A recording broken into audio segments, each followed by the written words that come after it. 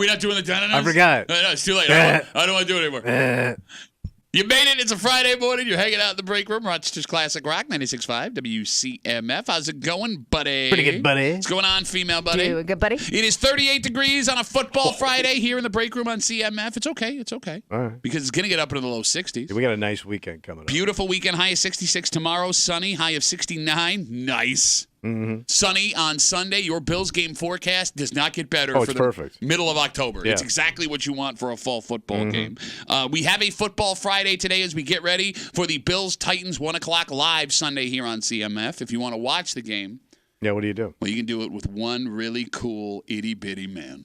Wow, that sounds like fun. Tommy Muley is going to be hanging out at the Bill Gray's Tap Room in Chili. Delicious food, fantastic drinks, an annoying old man. Good times. Bless you, Kimmy. All that and more. The Bill Gray's Tap Room in Chili on Sunday for Bills Titans with your friends from CMF. We have to start the show today with a big congratulations to some friends of ours. What's going on? Well, Scott and Sandy down the hall, they're a Rochester radio institution. Oh, yeah. Yeah, take notes. They are celebrating their 25th anniversary together this year. I think they're the longest running morning show, right? That stayed together. Yeah, that makes sense. Yeah. That never changed. Which is pretty remarkable considering like the names that have been in this town together. I mean, look, for those, just to give you a little behind the scenes, it's really hard to keep a show together. Yes. You've blown it twice. Yes. Well, think of the show I walked in here with. There was 9 people on that show. Are you sure all of them actually worked here, though? I know they're all dead. They all passed away. Like just, tragically. Again, to illustrate the remarkable feat that Scott and Sandy have accomplished, right? And the reason we bring it up, they are broadcasting live from Jiva Theater this morning, Look at right? that. Like it's a big, like, hey, Fancy. if you want to, go meet Scott and Sandy, watch them do the show. Cool event. Really happy for them. Congratulations. But like to illustrate how remarkable it is that they've made it together this long, you came on to do a really good show and just slowly brought it down from the inside over the couple of years. Yes. Right? Okay. Yeah. So that ends up breaking up. You chase off Wheeze. Yeah. So then after that, you got another guy you're working with. You've known for a while. Good guy, good friend of yours. You guys are the long haul together. You ruined that too. Yeah. He left you. Yeah. So you're on your third partner here Yes. in 30 years. How you feeling? Your average. Well, I'm sorry. Hey, could you? I got to go out to my car real quick. Yeah, go ahead. So you, Mr. Radio of Rochester, are averaging 10 years per co-host. Yeah, and they've been able to do which is actually a pretty good run. It beats any of my marriages. But you look at other duos that come to mind when you think about Rochester Radio. Tony and Dee would be another one, right? If you're older. That sounded mean. I didn't mean it for that to come out. No, but I mean they had a nice run, but I don't think they got 25 years. No, they didn't. And that's a name that if you're of a certain age, like immediately springs memories. And they didn't make it as long as Scott and Sandy. Chet and Beth would be another one from back in the day, right? They didn't make it 25 years. Like they might be the longest running duo in the history of Rochester radio. Yeah, they probably are. Right? Yeah, I can't think of anybody else. There you go. Well, I mean, you're also not smart, so.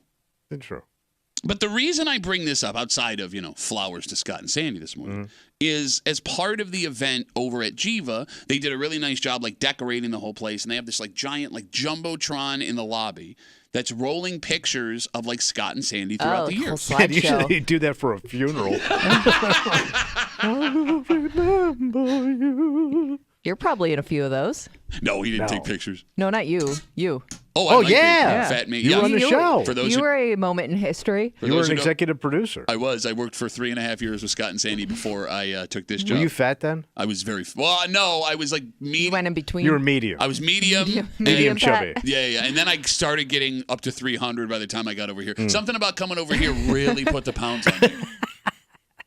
But I'm looking on Facebook, and they're taking Jumbotron thing. Yeah, they're taking pictures of the whole setup. And on Facebook, on the Jumbotron, there's a picture of Scotty, and I'm guessing it's from like '88, because 25 years together is impressive. Scotty's been on the air for almost 4 decades. Yeah, so he started on CMF. Yes, doing weekends. If you all those old homegrown record albums, if you find them at the Record Archive, there's pictures of Scott on some of those sleeves. Yeah, his name's on the back. You got it. But there's this picture of Scott. It's got to be from maybe even earlier.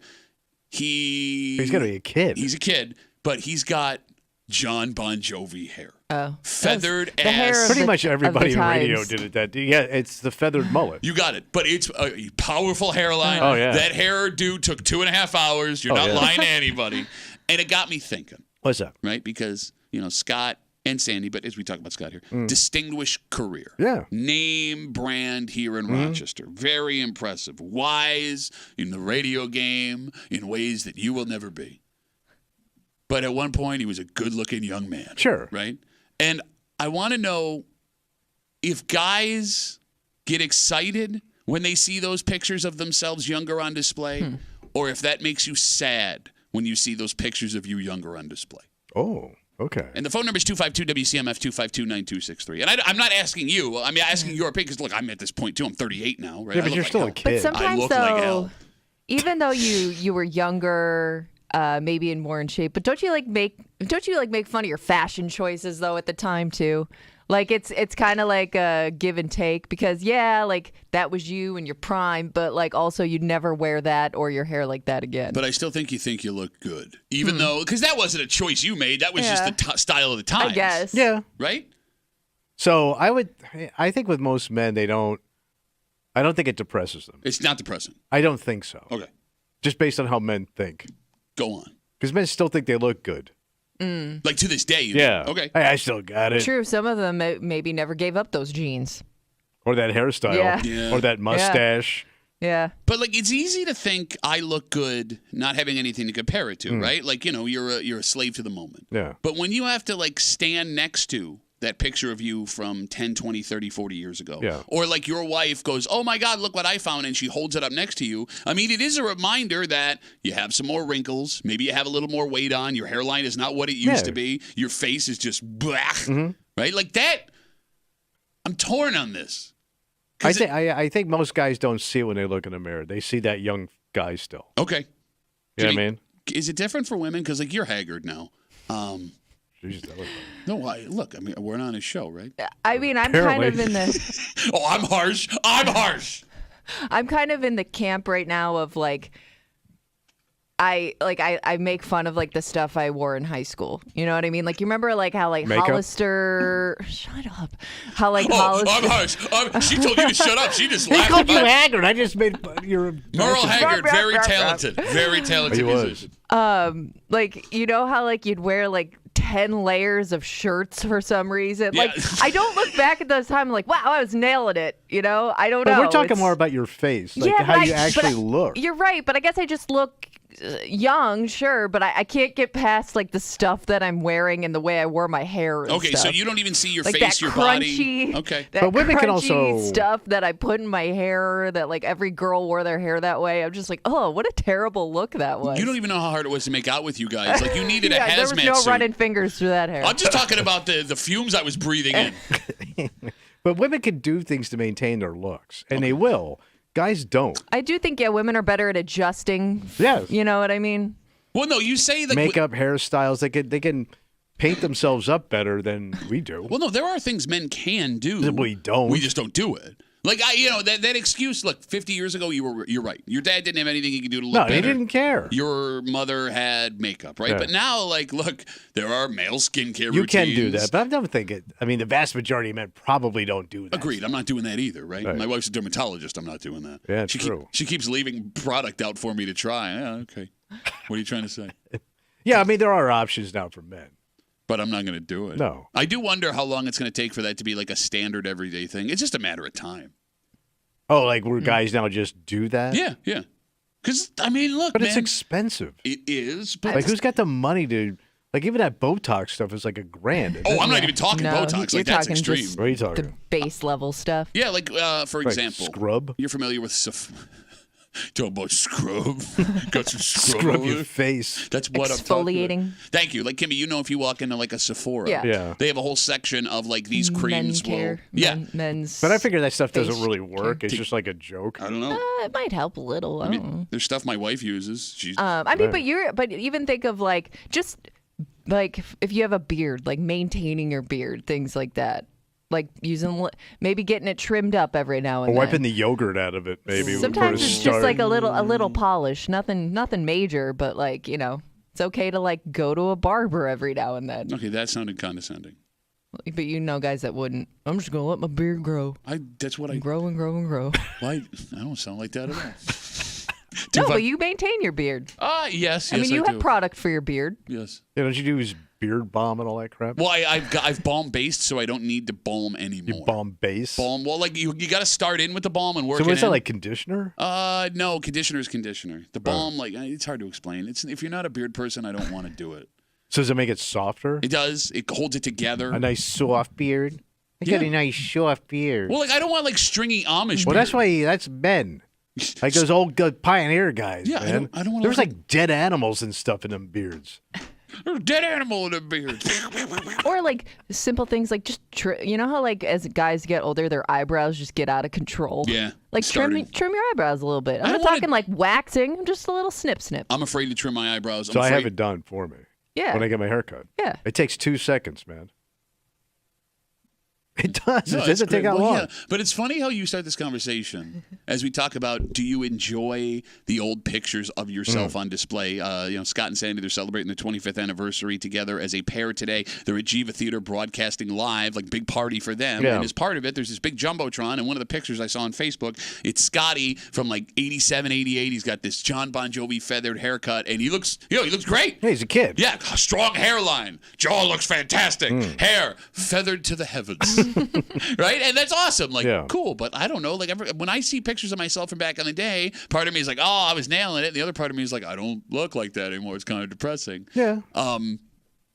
You just said something that I forgot when I was researching. I have my eyebrows trimmed when I get my hair done. Oh, okay. I remember now. Because I had brought up like their skincare routines and things like that. And you go, what guy does that? What a loser. And you go to a salon called Trends with a Z on the end of it. Are Mr. Maintenance. Uh-huh.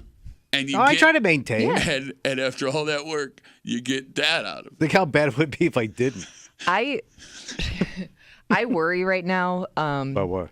Because I've noticed that with younger guys, and maybe they're doing this as a joke, maybe they actually like the look, but the mullet, I've seen more mullets than ever coming lately. back. Yeah. And I worry that encourages the older set to bring back their mullets. The worst haircut of all time. I'm with you. Because I thought the mullet was ironic to begin with. Right, when the like I kids kind brought of it thought back. like guys were doing this as a joke, and I'm like, no, No, it maybe doesn't. That's sad. Because like I think my brother kind of has one Your right brother's now. got a mullet, but he's in his 30s. I know.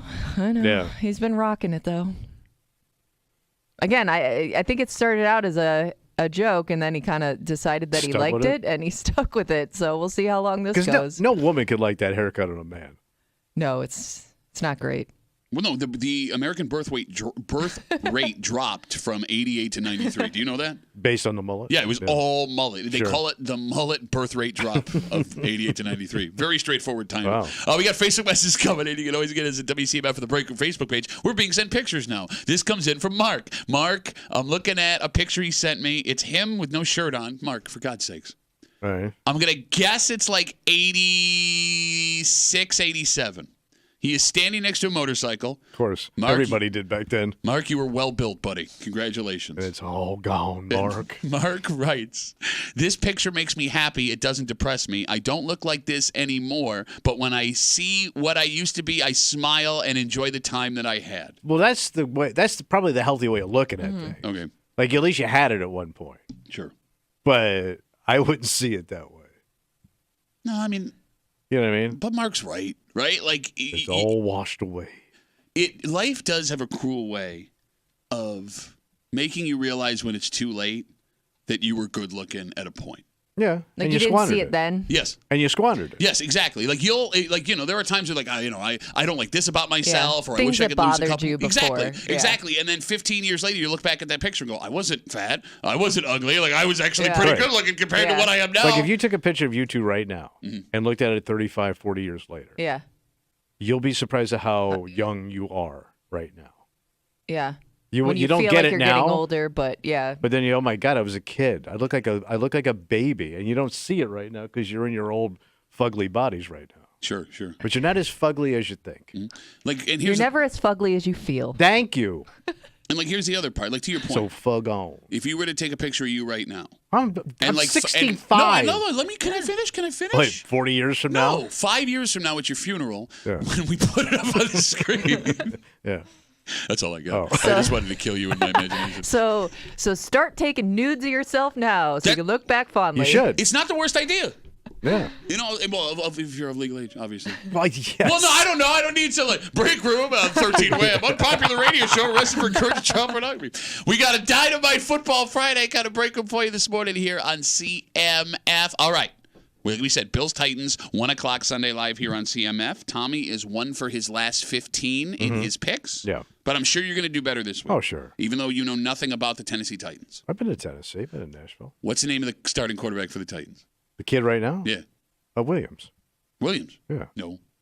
Wait, they got rid of Williams? You don't know the name of the quarterback that the Bills are playing I don't against need to know. on Sunday. Okay. I don't need to know. I don't get caught up in that stuff. Can you name a single Tennessee Titan? Right now. Yeah. Well, they got rid of Derrick Henry. Yes, they did. So I don't care. You can't name a single player on the team. Can anybody? Yeah. I bet you the owner can't name the entire roster. Is Bud Adams still the owner? Is he alive or is he dead? That sounds like a guy that should be dead. We got a Tommy Born tells the loss of Bud Adams today. Died at 93 years old. Died from choking on chewing tobacco. Tommy tells it like it is. Don't know anybody's name edition. Just after Don't need it. 7:45. To recap those picks, men who know a couple of names on the other team. Oh, yeah. From 95.7 The Fan, Mike Danger. And from the Let's Go Duffalo podcast, Ryan Duffy. Ryan Duffy! They will be in after 9 o'clock to recap those picks. So here's the problem with Ryan. You know, he's been doing this thing where he dresses up. Funny. He's running out of ideas. Well, here's the thing. We played the Texans. He came Burned in. his cowboy outfit. Yep, as Ribs Arkansas. What do you do for country music in Nashville? What do you do? Well, you just got to... Are we going to have sing-along Ryan today? Ooh. That's my guess. Sing along, Ryan. Yeah, he's going to bring in a guitar And or sing some his sort of picks? instrument. Okay, well, I hope it's a guitar. I don't need like a glockenspiel. All right, so he's already been in as a male country guy. Male country guy. Could he go the other way? Female country. What? Dolly Parton style. Oh, my God, that would be hysterical. If he comes in as Dolly, If he goes 5 weeks in his show business career and he's already resorted to drag, we got bigger problems. that would be awesome. So we'll get to that. Find out what Ryan dresses up as just after 9 o'clock. And right now is the time the Bills can kick it into high gear. Yeah. And I'll explain what I mean just after 6:45 here in the break room on CMF. Plus a whole bunch more. And it's Friday. You know what that means? Oh, a little creep. Yep. All the disgusting things Tommy said all week. The creep cap just after 7 o'clock. Plus a whole bunch more. But first, Tommy. Halloween in a week and a half, 2 weeks. Yeah. And then we are into full Thanksgiving mode. Mm-hmm. And the hardest part about Thanksgiving is if you're cooking, getting all of that food ready. Bro, it looks like such misery. Or the cost of paying someone else to do it for you. Oh. And we have a game changer in front of us. We do. Yes, because one of the hardest parts about preparing food at home is now off the table. Literally off the table. How's it work? I don't know. Oh. And I'm actually interested in the science behind this. Okay. Even though we wouldn't understand it. Mm-hmm. We'll tell you why making a turkey at your home just got infinitely easier. Okay. Next here in the break room on CMF.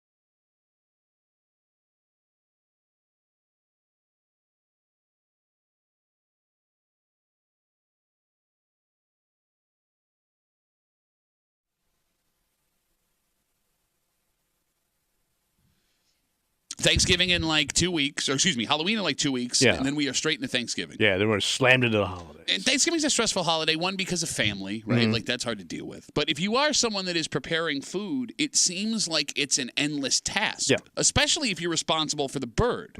Well, some information we get this week changes everything. Nice. Everything. And it's going to save you time. Most importantly, it could save you money. That's good. You're hanging out in the break room. Rochester's Classic Rock 96.5. WCMF, just after 6:45. Bills Titans, 1 o'clock here Sunday on CMF. And expectations are funny, Tommy, because they always change. Okay. The goalposts always move, which is why Tyler Bass keeps missing all those field goals. The Bills have an opportunity starting on Sunday to make us forget everything we were worried about and then make us forget that this team wasn't supposed to be very good in the beginning of the offseason. Yeah. All they have to do is stand on business, son. Okay. And we'll get to it just after 6:45 on a Football Friday here in the break room on CMF. You ready for this? What's that? Butterball has just unveiled a new turkey that you don't have to defrost.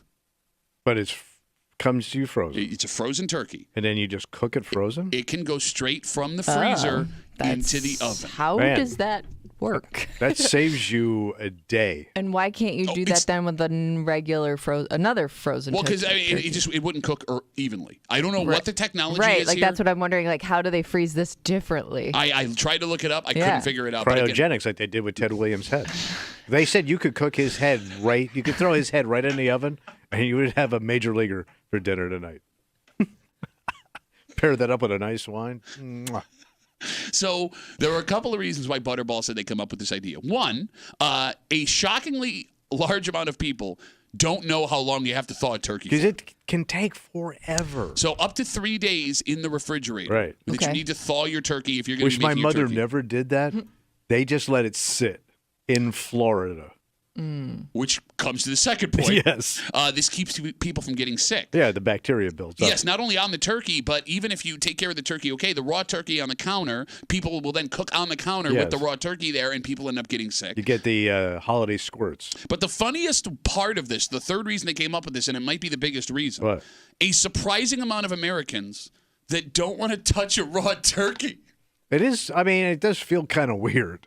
One company rep said they were losing a bunch of money on raw turkey simply because folks were grossed out touching a slimy Well, bird. think about it. Like, most of us don't cook a lot anymore. Like my parents and like grandparents did. Sure, yeah. So that texture's got to feel weird now because you just don't work with food like that. yeah, anymore. where like you're cooking a full Like- part like- of an animal. Like, you kinda don't cook a whole chicken in your oven anymore. But Right. there's something about a turkey where it's the grossest of all the meats to the touch. Yes, because there's so much goddamn skin. Is that what it is? It has to be. Think about that. Maybe. That's the most skin you have in your house to eat. That is the most skin you have in your house. Well, think about what else that's What else do covered you in keep skin. the skin Yeah, on? Yeah. I guess you're right. That's raw like that. It's Yeah. a big ass chicken. But like, I mean, I'll cook a chicken, no problem. Doesn't bother me. Well, it's smaller But too. when's the last time you went and bought a whole chicken and Yeah. cooked it in Yeah. an oven? Okay, you're Raw. talking about my wife, right? Like, I mean, Yeah, but it's still rare. I mean, you guys yeah, are on no, a you're run. right. You're right. But like, I don't have a problem taking a chicken out because I used to do that all the time Yeah. at Wegmans. I was the prepared chickens guy. Yeah, look at you. Yeah, no big deal. Still a Wait, skill. you were president of the chickens? I You never was told me. chicken president. Wow. Yeah, they shot the chicken president down. I have no problem cooking with ground beef, steak, Yeah. sausages, all that stuff. But there is something about a turkey where I just get like the ick. Yeah. You know what I mean? So here's the thing. Right. With this butterball turkey that they are unveiling, that you do not have to defrost. You can go right from the freezer to the oven. It is a game changer. You ain't kidding, man. Like, it will affect how people handle Thanksgiving. Kimmy, can you Google and see if it's available this year? Because I have not gotten to take a look at that. Thank you. I appreciate I it. wonder what the whack on it is, though. Good question. What's but the it's gotta be brand? Is it Butterball. Butterball. Yeah. Because turkeys are traditionally pretty goddamn cheap per pound. Yeah. They're like, what, 79 cents a pound or something like sure, that? yeah. But like, even you could still save money even if it's a more expensive turkey, because there are people based on the labor and potential screw ups that won't even deal with the turkey. They'll go out and buy it prepared. Right. And if you've bought a prepared turkey for Oh, yeah, Thanksgiving, bend over. oh my Yeah. God. 2 cavities are getting filled. So you're going to save money that way if you do it this turkey, right? Mm-hmm. And then the folks who are insecure, you just brought up people don't cook that much anymore. Mm. Folks that are insecure about cooking turkey simply because they don't know how to do it. Bingo. Yeah, it's a no-brainer. Right? Like It takes 3 days off your table. yes, you'll save days. Yeah. Save days. Yeah. There is only one thing you have to worry about with this freezer to oven turkey. What's the worry? Turkey snubs. Oh, you don't like tell it's not them. going to taste as good, kind of thing. Well, I wouldn't tell them. You're not going to say a word. No, why would you? Just serve it. That seems like a common conversation, right? Like, where'd you get the turkey? Who made the turkey? How'd you prepare the turkey? I feel like the conversation's Lie. more about how big the turkey is than where you got the turkey. There's always Yeah. someone at the house who asks, where'd you get the turkey? Was it a live turkey? Was it a fresh turkey? Was it a frozen turkey? Who makes the turkey? You're not going to believe it. I got it at Aldi's. I know. It's a great turkey. Yeah, I would lie my ass off. It's like Thanksgiving brings out the douchiest of food snobs. Yeah, the food holes. And it can go so many routes, right? Like the make-it-yourself turkey versus somebody else prepared it for you. The frozen turkey versus the fresh turkey. The Fried turkey. Fried turkey versus Those were the other huge turkey. for years. They still are. Until everybody burnt their garages down. You got the argument of the farm-raised fresh turkey versus the store-bought fresh turkey. Do I have ham along with the turkey? Oh, yeah. And everybody's got an opinion because we've all done Thanksgiving before and we all think we know. Yeah. There is a farm in Henrietta. I was shocked by this. Turkey farm? Yeah, so I had never seen this before. I think it's on Good Burlette Drive. All right. And we had driven by it a couple of days ago, dropping one of my daughter's friends off for hockey. And it's a bunch of turkeys running around. Yeah, and yeah, there's, yeah. There's a phone number. It says, get your turkey for Thanksgiving. And I looked at my wife and I'm like, that might be fun. Like a fresh, turkey from the farm. And she's like, no, I don't want to do it. But why? I don't know. The thought of seeing the turkey and then it's on your table dead. Is that what it is? Because Maybe. do you not know where the turkey comes from? But do you go there and pick your turkey out? I just saw it driving by. I have no idea. That would make the most sense, right? Like it's a lobster in a tank. Yeah, I mean you want to check it out, right? That one. And it's cute. You pet it and everything. You give it a name. And then you chop its head off. And then it's time to meet the executioner, boy. Like that sounds like a fun family thing, right? Not the meeting the turkey, but I mean, your daughters may get disturbed because now you can put a face to the meal. Okay. I don't know. It's a unique thing we've never tried before. It is, but I don't know how your kids are going to process that. I feel like I might just do it. All right. Like I might just Did the whole family go down to the old turkey farm? Oh no, I mean alone. I want to know what it tastes. Well, if you did it alone, that's perfect. You don't have to traumatize anybody. But that's what I mean. I just wonder how my wife would react if I brought home the fresh from the farm turkey. But it sounds like you got to cook it quick. I haven't thought that through. Right? Yeah, do you pick it up day of? Or a day before? This is a plan that I've working out in my head in the last 40 I don't know how long a fresh turkey would last in your fridge. Just pop it in the fridge. It's fine. It's probably fine. Yeah, or leave it out back. 252 WCMF Butterball announces this week they have developed a freezer to oven turkey. You do not have to defrost it. It's a game changer. Do we have information? So I basically did the math for the average. It says an average of 12 pounds, those turkeys, and they range from $2.50 to $3. So I did $2.75 for 12 pounds, which is about $33. Okay, so $33 for a freezer to oven turkey. Not bad. I'd do it. Yeah. Let's talk to Dan. Hey, Danny boy, how are you, buddy? Hey guys, quick question. Okay, if you're going to get a frozen turkey, a lot of people when they cook turkey, they stuff the turkey. Yes. How you going to stuff a frozen turkey? It's a great question, Dan. You got to get a pickaxe. Oh, We were talking about that a couple weeks back. Is Tommy going to set up a kiosk in the men's room? No, probably not. No, I don't know. I mean, that wouldn't make sense. I mean, why would you stuff a turkey in the and men's by room? the way, we're not here in the offices. Men's room's closed. Yeah, and there's not even a counter to do it on, It really. really It's is. just It's a very bathroom, Dan. It unsanitary. doesn't make any A sense. lot of bacteria. Yeah. Good try, Dan. I know. I'm trying. Okay, bye, Dan. Stop trying, Dan. Yeah, bye. Boo, Dan, boo, Dan sucks.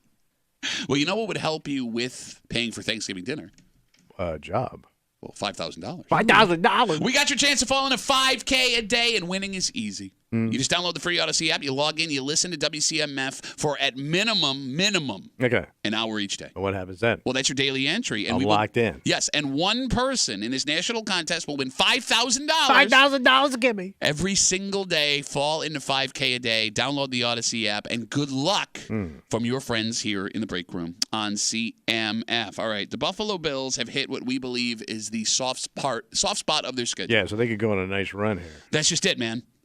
Starting this Sunday, you have an opportunity to kick things into high gear. We just have to hope that this team coming to Orchard Park 2 days from now doesn't do what the Bills did Josh Allen's rookie year. Oh. And I'll explain everything next here in the break room on 96.5 WCMF.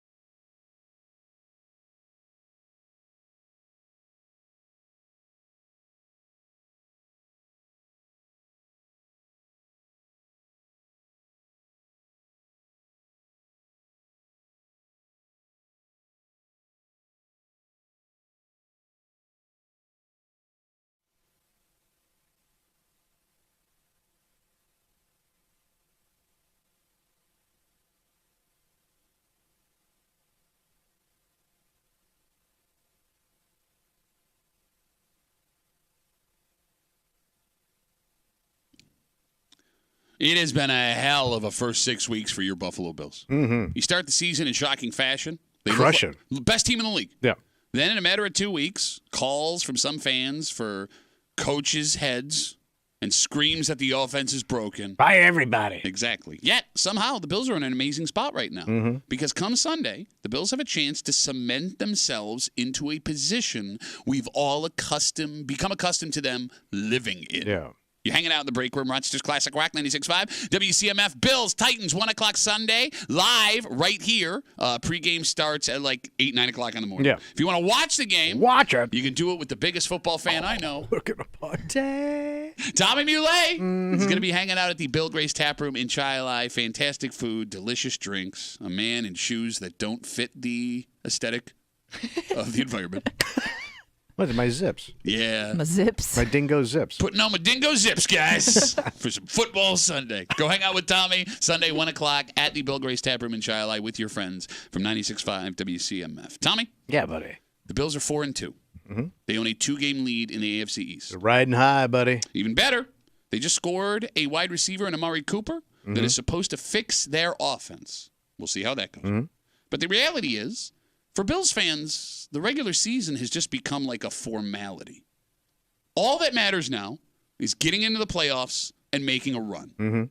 And that gets forged over the next 4 weeks. Okay, this is it. The Titans are bad. Yeah. They have one win, and it was a win against a Tua-less Dolphins team. As the Bills are getting healthier, it seems everybody practiced except for one player yesterday, and he was on vet rest. The Titans are going in the opposite direction. They have a Okay. ton of injuries. Southern slide, we call it. That's right. The Titans also kind of have a quarterback controversy. Who is it? So their quarterback is Will Levis. Will Levis? He's like from Saturday Night Live? Yes, Will Levis from Saturday Night Live. He's like Josh Allen if Josh Allen didn't have talent. A talentless Wow, harsh. Josh. Well, no, look, So he's a big kid. Harsh. I love watching Will Levis Yeah. play, Kimmy, because you never know Well, what's it going could to also happen. be one of those situations too where he just didn't end up in the right place. Is he you a know what I mean? scrambler? Like maybe because you could make that argument for a lot of those guys. Yeah. No, Plays he- loose. He plays loose. He's a scrambler. He's got a cannon of an arm. He does not care about the decision. He runs Yeah, it's his young mouth. Josh. Yes, it's awesome. It's awesome to watch. It never really works out for him in the end. What I'm getting at is, Yeah, what's that? this is a very winnable game for the Bills. And as you look down the schedule, the next month is more of the same. It's a downhill run. After this week, you travel to play the 3-3 Seahawks. Then you got the Dolphins coming back to Buffalo. Then you go to Indianapolis and take on a 500 Colts team before you get the Chiefs in Orchard Park. This Bills team has a great chance to get to 8-2 by the time you are facing off against Patrick Mahomes. And here's the thing. Despite all that we've seen in the last 3 weeks that had Bills fans like, Yeah. if they do that, the Bills will be in a better spot record-wise than they've been in like the last 4 years. At this point in the season, Right? Yeah. But yeah, it would have to be their best record at that point, right? It always felt like they were playing catch up, like halfway through the season, like they got to make up for those early losses. Exactly. When was the last time they were 8-2? So they were 4-0 in 2020. And I think That they was were, the big year. Yeah, that was the year they went to the AFC Championship game, and I think they may have been 8-2 that year. All right. But like they dropped opening. You get what I'm I saying? know. Okay. So now obviously nothing in the NFL is guaranteed. That's so true. And it's not out of the question that they drop a game over the next 4. I mean, that's what they say, Tommy. That's why they play the games. However, if you can pull this off, you are in such good shape headed into the biggest game of the season with the Chiefs coming. So you're saying they're in control of their own destiny. Well, they would be at 8-2. Yeah, absolutely. I mean, well, look, they're in control of their own destiny right now with a 2-game lead Yeah. in the AFC. Yeah. East. That helps. Kimmy, you know what the Bills never give themselves? What? Like you just said, A cushion? room to breathe. Yeah, no. I mean, it's that goes for games and like the season as a whole. Like you're never comfortable as a Bills fan. Ever. Like the last couple of years, there has been this frantic race to the end of the season. The last 7 or 8 games. Where They're You gonna pull always it have to together. say you're always playing out like every possible scenario for the Bills to get to the playoffs, right? Like even if it looks like they're going to make it there, there's always that possibility that like something, goes wrong and they don't, that things aren't in their favor but to your point right now, I don't know, like I feel uncomfortable being this comfortable. But you know what's funny is like, to your point, the last couple of years, the season has been awesome because in those last 7 or 8 games, They pull it together. Yeah. They'll Coming go, together at the right time. Yes, is they'll go on a argument, run, and despite the fact that you have like these injuries happening all over the place, they're winning 7 straight, 6 of 7, and they make the playoffs as, the winner of the AFC East, and they have a high seed. You also have to wonder what that has done to the Bills' performance in the playoffs the last couple of years, right? Like having to scramble to even get to the spot you need to be. Because if you're able to get to 10 wins by the middle of December, and every game over the last 8 doesn't feel like a playoff game, is that better for this team come January? Because they're locked in? Yeah, because that's where you want to be. But that happened in 2020. Well, there's 2 schools of thought, Tommy. What was that? There's a school of thought, A, what you're saying is you have breathing room and you can relax and you're not playing playoff football and you're tense every week. There's another school of thought that when you have to win every game, you are sharp for the rest of the season. Yeah, all right. I don't know if that's happened with the Bills the last You may couple of also, in this is a unique circumstance too, where you could get a guy like Matt Milano back to you could be looking at an improved roster at that point. If everything goes to plan. Along those lines, yeah. As we talk about this Bills-Titans game, 1 o'clock Sunday live right here on CMF, the next 4 games set up well for the Bills to be in a really good spot when Kansas City comes to town. It does kind of feel like right now the Bills are doing the whole season backwards. You start super healthy. In the last month, what we've seen before. They've started super healthy. In the last month of the season, they lose 5 key pieces. Season-ending injuries. Yes. Yeah. And then you're starting guys that most fans have never heard of against the best teams in the league. But this year, you lost Milano in training camp. Taron Johnson, opening day, he goes down. Khalil Shakir has missed a game. So has James Cook. Ed Oliver, he's missed multiple. But the last few weeks, they're making it back. Yeah. Everybody but Milano, it looks like he's going to play on Sunday. So maybe the football gods are evening things out. Knock on wood. Here we go. Key pieces, they'll be not ready, jinx it. right? Come on. Look, we are getting ahead of ourselves. Yeah, here. I don't want to think about it. No, you wouldn't jinx it.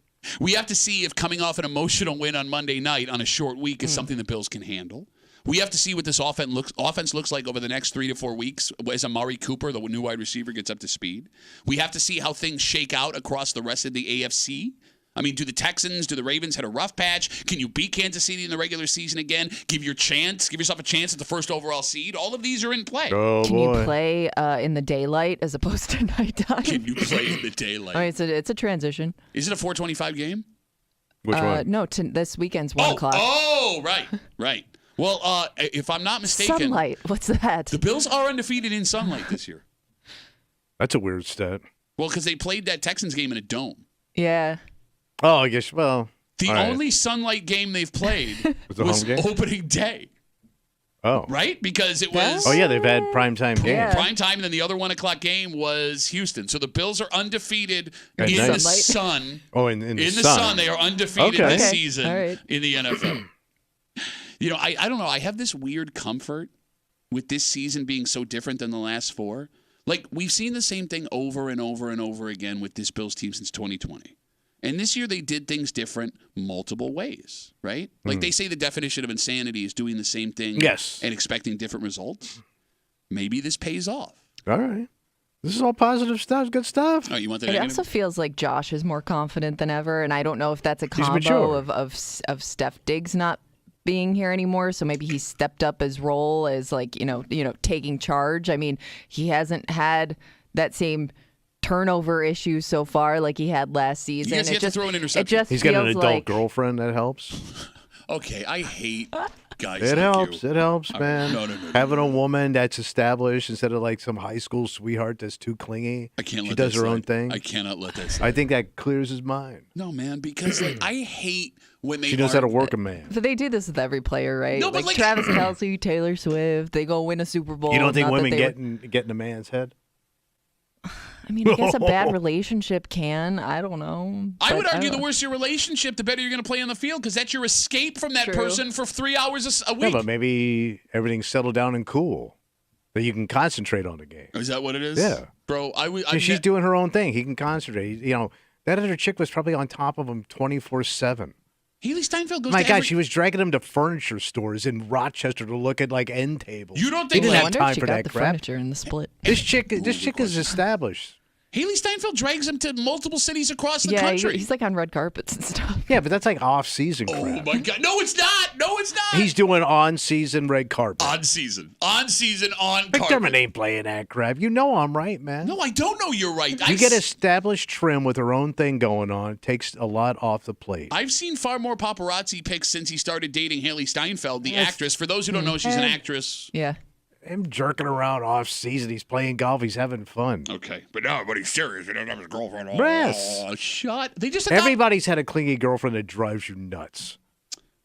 Haley Steinfeld and Josh Allen just adopted a dog together. Yes, last they week. did. Yeah. Yeah. No, that's the opposite of what you're saying. This isn't something like, hey, Having honey, a Not dog casual. isn't a game changer. oh, having a dog. having I a mean, that child. means you're basically living together. But a buddy of mine says, don't even start with dogs and children. It's a completely different ballgame. I agree with that man. He's a smart, handsome man. That being said, in your 20s, you think it matters. So it matters. Oh, man, wave. Wait till you see. Wait till I see what? Wait till you see, but then I'm right. What? You say you're right now based on what you see. Stupid. Look, it all starts on Sunday with a team you should beat. Here is my one caveat. We brought up Will Levis, the quarterback for the Titans. Yeah. We talked about how he's like less talented Josh Allen, right? That makes me very nervous. So he could get loose. Didn't the Titans sit him? No, he got hurt. He's back. Oh. So every once in a while, you see a team that has a couple of talented pieces that won't come together, just all of a sudden have like a perfect game. All right. And the example of this happened a couple of times in 2019, or Josh's rookie year, Yeah. where Josh was not close to being an NFL quarterback ready. You did not have the pieces on that team, defensive or offensive, to do anything. But for some reason, The because talent takes over. well, like Josh didn't care. He Yeah. didn't know what he didn't know. Right. Yeah. And he would just all of a sudden go out and play out of his mind. I'll give you a game example. Do you remember Josh's rookie year? The Bills had yet to win a game. The Minnesota Vikings had yet to lose a game. And the Bills went to Minnesota and they were double-digit dogs. And that was the first time we watched Josh hurdle a man. Oh, okay. Do you remember that video? I that remember picture? him hurdling a man. Okay. The Bills beat the Bills beat the Vikings that day because for whatever reason he didn't care and it all came up A roses. little and off script. Yes. All right. And that scares me about a team like Well, this. did you see his quote this week too? Whose? Will Levis's. No. My confidence is high and I won't lose it. That scares me. Won't lose it. All His right. confidence. Yeah. All right. I'm going to make a weird But doesn't every athlete say that? Like, what quarterback? Oh, shoot, I don't want to go there. Go watch But, the kid but play. to his point, like he's playing with nothing to lose at this point. Okay. You know. But you need a team around you to help you. They have some talented pieces, Okay. right? Like Calvin Ridley, the guy that was suspended, the wide receiver for gambling. You remember that guy a couple of years ago? No. Yes. He's on that roster, Okay. that Titans roster. So I mean, and their defense is good, although they got some injuries right now. Like it's this is not the wide gap game that you think it is, especially with the Bills coming off of that emotional win, only 6 days to prepare compared to Tennessee 7. I'm going to say something, and you can use this for your picks if you want to. Okay. I never predict games on this show, but I'm going to predict it right now. All right. The Bills will either blow out the Titans or they will lose a close game, and there will be nothing in between. Okay. The Bills will not win a close game. The Bills will not get blown out. They will either win by 20 Okay. or they will lose by 2. All right. And that scares me. Yes, that is a little frightening. Because again, like you have this, like, okay, you can like let your breath go. You got past the rough part of your early schedule. Here we go. A lot of primetime games, a lot of stress. Right? Now they're locked in, baby. Okay, I hope so. I hope so. Oh yeah. Just don't get beat. Big by, things coming. Don't get beat by Timu Josh Allen. I've That's already all I'm baked saying. the cake. Shut up. Tommy's got his picks to make. Oh yeah. Just after 7:45, a Tommy tells it like it is. 1 for 15, 1 for his last 15. But you broke the streak last week, I sure did. so you got that going for you. It would help if you knew a single player on the Titans. I don't think it matters. Okay. We'll get Tommy's picks just after 7:45. And to recap those picks just after 9 o'clock, our good friends from 95.7 The Fan, Mike Danger, and from the Let's Go Duffalo podcast, Ryan Duffy. RD's coming He in? will be here, both of them, just after 9 o'clock to recap those picks here on CMF. It's Friday. You know what that means. Oh, I think we're going to get it creepy. Creep Cap coming at you. All the disgusting things Tommy said all week long. You're and welcome. with Halloween less than 2 weeks away, Yeah. costumes are on everyone's mind, especially if you got kids. Sure. Right? There was a time There was a time. where you didn't have to worry about going out and buying costumes and spending that kind of money because there was a fairy in your life that all of a sudden would descend a costume upon your child. And not only was that costume not going to cost you anything, It was going to be the greatest costume you ever had. Oh. And Kimmy had asked out loud this week in a commercial break, are we past the days of Grandma getting involved in Halloween? Oh, the homemades? Yeah. Because those, I mean, those costumes were unmatched. it sounds busted. Yeah. And Tommy always makes fun of homemade. No, No, some but of back that in the stuff was day, legit. those broads had talent. I mean, they had a skill. That skill's gone, man. Oh. Oh, it's way gone. We'll get into it next here in the break room on 96.5 WCMF.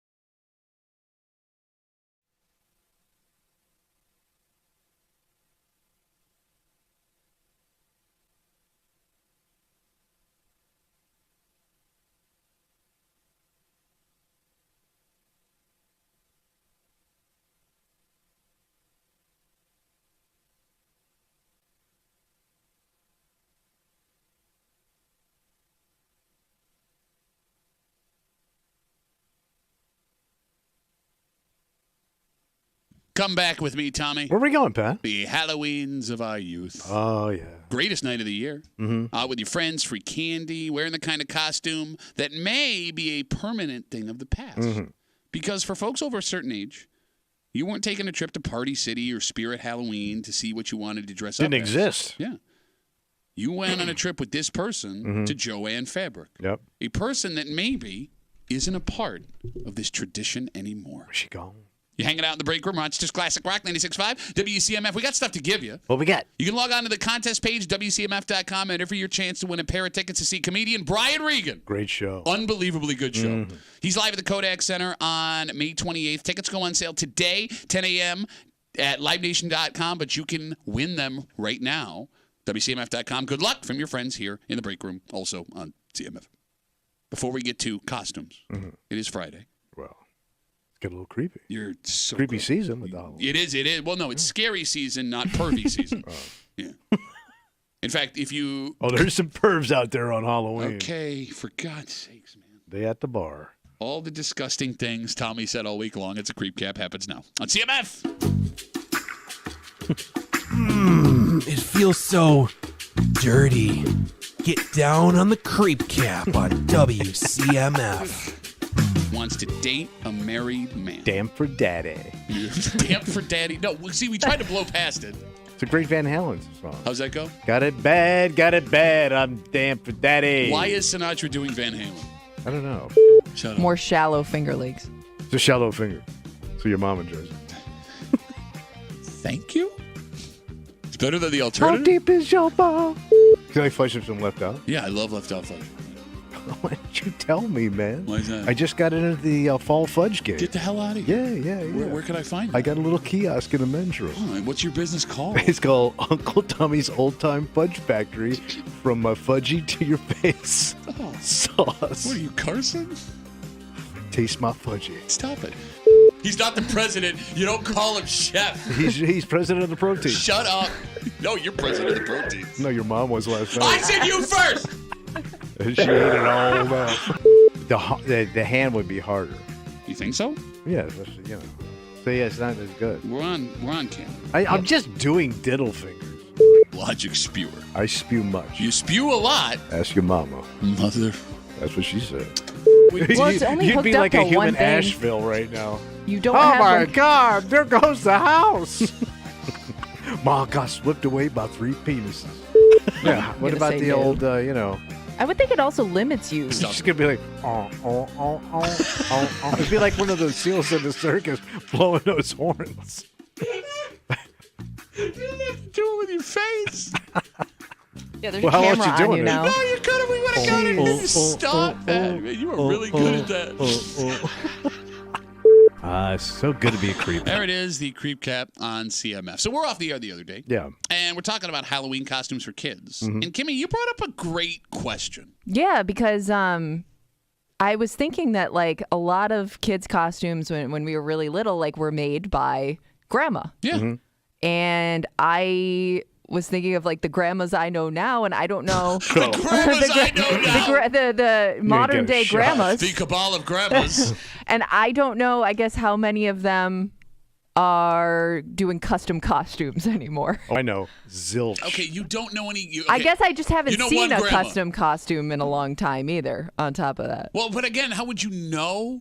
How close are you looking at kids' costumes? And if Oh, you well, answer no, but close, I have friends I'm who, worried. I mean, I have all over social media, my friends post their kids in their costumes. Where'd that costume come from? I mean, you can definitely tell the quality of a homemade costume versus, one that was purchased at the store. All right, the phone number is 252-WCMF, 252-9263. Is the grandma homemade costume still happening? Did you have grandma homemade costumes? So my mother actually made them. Okay. But, she's from that generation where she had that skill. What was the best mom costume that was made for you? How do you not I think it was a appreciate it? Batman thing. Okay. Yeah. All right. Because Batman had just come on TV. So can't be Batman. Yeah. And then I did G.I. Joe one year. Wow, that must have Proud been to serve. like my grandmother My mother's mother was amazing. Yeah, she had a great skill for hand sewing. Yes, like intricate Hollywood-style costumes, Yeah. and they always match my brother and I. She would make them for my brother and I. We did Batman and Robin. We did Mario and Luigi. We were Ghostbusters. We were Ninja Turtles. And like you said, But the quality was amazing. Yeah, Sure. She's you like them- showed her a picture and she created it. Yes, she sewed them by hand. And by the way, those things still existed when I moved out when I was 18. Like those costumes. held up. Yeah, and I would wear them to play in when I was a kid. It was amazing. 252-WCMF, 252-9263. You don't believe this is happening anymore. I mean, it's a skill you got to really work at. I mean, to pick up sewing, to have that kind of talent, you would have to do it constantly. So you're saying- And I don't think most women have the time or the desire when I could go to Target and buy it. Okay. I mean, Oh, Target, Amazon. It's so it gets Why would delivered to your you- door. when are you going to start taking up the skill of sewing? And by the way, who's going to teach you? Well, even if you do learn it, because I do remember like learning how to do that in school using the a sewing time. machine and stuff. But to your point, like if you're not continuously using it, you kind of forget how to do it over time. Like, think how many man hours or grandma hours went into making one of those costumes. Yeah. I just thought like my grandma just went into the room for an hour, whipped it up, and came out. And that's how good she was. She made it look easy. I mean, women today don't want to do that. They want to grind their ass on TikTok. Come on, ladies. Your grandmother wasn't, grinding crack on the internet. Grinding crack on the internet. Put that in a t-shirt. Okay. Your grandmother wasn't grinding crack. She was on at the church internet. on Sunday. Grinding crack over there. Okay, if we were having this discussion 5 years ago, I would agree with you. Not the grandma grinding So crack. you're saying someone's coming back. Look, we learned during the pandemic that it came back. And if you walk into places like Joann Fabric, Michael's, Hobby Lobby, they are slammed with younger people. I know because my daughters are some of them. Crafting has made a massive Okay, crafting's resurgence. one thing. Sewing is hard. Gluing little glitter things on a pasteboard Gluing ain't little sewing. glitter things. And, stickers and beads ain't sewing, man. When you walk into Hobby Lobby, Stickers and beads ain't sewing. it's my favorite Ribs Arkansas song. Stickers No, by and the way- beads ain't sewing. Your grandma's on TikTok and she's hoeing. She don't sew, she's a hoe. Oh, for God's sakes. When you walk into those craft stores, they have massive displays of modern Yeah. sewing machines again. Oh. Like they'll be like some of the bigger ones have like 10 of them on display, and they have it all out for you to explain. Look, somebody has to be buying this stuff, All right. Yeah. right? But are they applying it? You could be That's- right. It could be the way the treadmill, that you're into it for a month. You could, I mean, there could also be the ease of like, if I don't know what I'm doing, learning how to do it through things like TikTok Yeah, good and call. YouTube, and you know when what I you're getting mean. Like, through all the grandmas grinding their Because- cracks. I think the beauty of those DIY TikTok videos is they're showing it to you step by step quickly, so it may seem maybe easier than it is. So Okay. even if you try it and fail, I think there may be more people at least attempting to do it themselves. Okay, but like the people that are getting back into the sewing and that stuff, right? Like, what generation is it? Is it older women that now have time again? Is it moms of kids? If it's Gen Z women who are interested in it, which is also possible, well, they wouldn't have anyone to make a costume for Right. if they're in their like Yeah, teens who are or they early sewing 20s. for in general, right. Exactly. So that would wipe out the homemade costumes. And you're right, they're a bitch to make. But what made Grandma perfect back in the day, and this might be the biggest change, and he kind of touched on this. What's that? Grandma was probably a stay-at-home mom, and even if she wasn't, there was a decent chance she was retired. So they literally had all day, every day to do it. And she probably made some of her own actual clothes that she wore on a daily basis. My grandma didn't make her own clothes. My mother did. Yeah, but your mother was a Right. busted hoe. Mama was a busted hoe, but man, that bitch could sew. That's your mom. What you were saying? I'm sorry. I don't know. I think women of that generation learned how to sew because they were taught by women that did it out of necessity. That's a good call. Like the great grandmothers and stuff. That's how they got their clothes. That's a good call. But, I mean, it is weird how all of a sudden that fell off for a generation of women. Well, it became obsolete. Yeah, my mom was way too busy to do anything like that. And I guess you can make the same argument, like if we're going to talk gender-wise, right? Like hunting happened with the same thing in that generation, right? Like, my grandma and my dad, people of that Yeah. age, a lot of hunters from around Right, here. hunting, right? fishing. Yeah. Yeah, well, there's a lot fewer hunters and Fighting, a lot fewer drinking. sowers. Is that your mom or your grandma? 252-WCMF, 252-9263. With Halloween right around the corner, Kimmy asked in a commercial break the other day, we're talking about where kids get their costumes. Are grandmas still making costumes? The grandma costume was the greatest costume of all time. The funny thing about this, again, to something you just said, we have these great memories of the costumes that our grandma made us, Yeah. we also have only horrific memories of the everyday clothes the women in our lives made us. Oh. You talk about your mother and the sweaters, Tommy, she used to make you. Yes, they Right. were hideous. Great quality. She had no eye for color or, schemes. And you said you left it in the car. Did you say color or schemes, you bitch-ass bitch? I'm telling you, man. What are you, The editing colors didn't Vogue go. now? It's not his aesthetic. True that. No one has ever gotten a handmade piece of everyday clothing from a family member that they made that they were excited to wear. I don't right? remember the last time I even got something like that where somebody made it from scratch. So your grandmother never made you a sweater or Well, a shirt? I will say, so my brother's mother-in-law, she can make stuff. Like if you ask her to make you something, like I know she does like a bunch of like Buffalo Bills stuff. Like Wow. she can. Oh, yeah, you You gave it got to us us. stuff I for, made you. Yeah. I got you Christmas. guys. She made you guys your vests. They're great, Yeah. super warm, by the way. But like she's one of the more unique people in that like she can tailor stuff. Like I don't know any other person that does that in my life personally. So wait, if your brother has kids, he's got free costumes for Yeah, he life. does, he does. Get to making kids, stupid. It does come with the territory, though, right? Like, if you wanted that amazing costume, like, even as a kid, you understood you had to bite the bullet and wear a super ugly shirt or a pair of corduroy pants or a hat. Why were the winter hats always way too big? Well, they were you extra grow into warm, it. I guess. No, but, like, my grandmother would make me these winter hats, like, Probably had sewn. like 3 different linings in it. Kimmy, like, it was this tall. It was this tall. Yeah. I look like a member of the Water Buffaloes. So I got a question. So what would be like for your daughters? What would be a costume they would want now compared to like me? It was like cowboy, Indian, GI Joe. Well, so now my daughters are at the age where they're dressing just like as a thing, like that goes with their friends. Although my youngest is going to be the Lorax this year. So what is that? The Lorax. What's a Lorax? You don't remember the Dr. Seuss Dr. book, The Seuss Lorax? character. He cares for the trees. I hated Dr. Seuss, man. I assume those were the only books you could read due to your And I illiteracy. wasn't reading. I went to wasting my youth on a book. I'm the Lorax. I speak for the trees. You don't know the Lorax? So what does it look like? It's like short and orange. It's got like this long Mullet yellow mustache. mustache and bushy So wait, eyebrows. they're into like old ass Dr. Well, they Seuss? kind of like redid it Didn't he probably get when your sued kids were for little. malpractice. No, I thought he got busted in L.A. for running some illegal stuff I can't even look you in the on face. Sunset Strip. Right? Will not look you in the eyes. Well, like, so here's my question: Yes.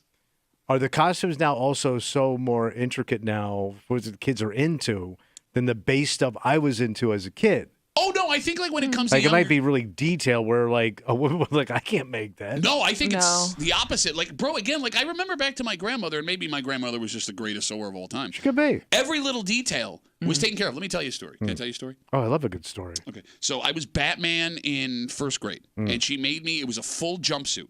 And then it was a separate piece that went over my head that had like the thingy, and it was also like, it was movie quality. I had my separate cape, and then she was so smart. Because it was a onesie, she put a hole in the genital area For your dog. to slide my little. I know what a little penis looks like, man. I had one. Wait, I'm really glad. Yeah, I you real- saved I- that. you You realize saved it. what you I said? am Yeah. familiar with penises. I've had one since birth. What I'm getting at is they also came with bat briefs. So it was like little black pair of underwear that I could pull up. Oh, over so the you hole. wouldn't see through. Exactly. Yeah. Well, I left my bat briefs on the school bus on the way home on Halloween. So Why did you have them off? you didn't know what our bus was like at first grade. Wait, so you were going so you could see everything through it? What? No, it was just like a, yeah, I guess. Like, why didn't you go to school with them on? I must have forgotten. I don't know. Because I don't know. I don't know Wait, so why you I gotta have forgot. to pull the leotard off and get Yeah. your britches off and then put the outfit back Yeah. on? Yes. You would have had to be fully nude. At some point, you would have to be bare ass in school. Well, no, I had underpants on. No, but you took those off. I don't know what happened. I don't know why all it right, happened. All right, so now you're coming home and now I- you're going commando as Batman. I am Batman briefless in my thing, and I just remember my dad losing his mind, having to drive to the bus garage to pick up my tiny little Batman underwear. Oh, you had to go get them? Yeah, because I Yeah. left him on the bus. I couldn't go trick or treat with my dong hanging I out. would have just put on regular underwear. No, because I don't want to look Got to stupid. match. But I'm saying Yeah, no. that would look stupid on a pudgy kid. I was skinny at that point. Were you really? Yeah. Oh, I didn't really. When did you start blowing up? About third grade, because I remember I had remember when we had mealworms, Kimmy, that we would take care of in class? Ugh, isn't that gross? Yeah, I the don't even think mealworm, back to it. climbed up my shirt without me realizing Oh! it, and I had to take my shirt off to Why shake did it you out. take them out? Well, I don't know. It was on the desk, and I had to take my shirt off to shake it out, and one of the kids in school was like, "What? Ew!" And that was the moment I realized I was fat. All right. But what I'm getting at is, Yeah. no, I think that the intricacy of costumes was way harder back then than it is now. Oh, dude, my stuff was all base. Like every kid was like, there'd be like 10 Indians, 10 cowboys. But I mean, you didn't. But that wasn't also an intricate costume, right? Like, Yeah. like Yeah, that. I mean, parts of it were, yeah. Okay. No, look, the best part of grandma costume for the parents, besides the high quality and the memories that you're making and the appreciation that you'll eventually grow up and have for that talent, Yeah. the money that you save, man. Because kids' costumes have gotten so freaking expensive. Oh, they really bone you? And they don't come with anything. Every accessory. You have Yeah. to buy every accessory. Yes. Like it may look cool in the picture, but you're only getting like the pants. You know what I mean? She's absolutely Yeah. right. Like every kid, to your point, like if they want something to look like the full costume, you're going to spend an extra $40 to $60. That wand is Goddamn. about $10 minimum. It's nuts. And by the way, you have the choice to get the busted non-licensed wand or like the from the movie or Yeah. TV show licensed wand. Like the Harry Potter thing? Yeah. Well, yeah, whatever it is. Whatever the accessory Yeah. is. Like, and I'm not exaggerating. Every grandma costume can save you anywhere from $30 to $100 per kid. And like I grew up with with a brother and two sisters. Like my old man should have been able to fix the hole in the roof just with the money he saved on Oh, Halloween yeah, costumes. sure.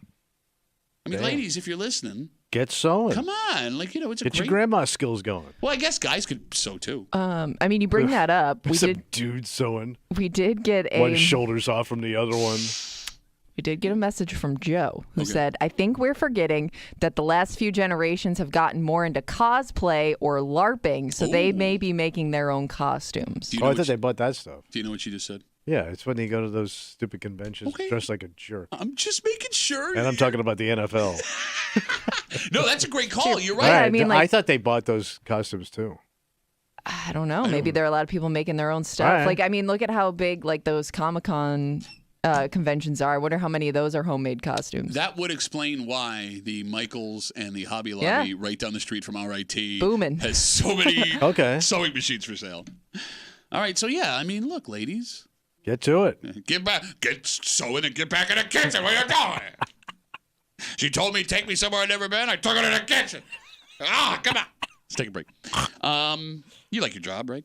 Love my job. Okay. And what's funny is most of the time the job you have coincides with the childhood you were raised in. Mm. What I mean is if you watch your parents have blue-collar jobs, Yeah. there's a decent chance you'll have a blue-collar Yeah, job. yeah. If you watch your parents have white-collar jobs, same thing. Mm-hmm. Even where you live can dictate Oh, what you environment, do. huh? Which is why this is so strange. Because, look, there's a problem. If these people are not going to be around for much longer, you need to replace them or we're going to starve to death. Oh, that's not good. But Yeah. to take people that have never done this before and throw them in this environment, It sounds hard. who would even want to do this? Who wakes up one day and decides, you know what I want to try? Yeah. This thing I've never even thought about before. Sounds like you could get hurt. You could. Like horribly. We'll get into it. We'll do it next here in the break room on 96.5 WCMF.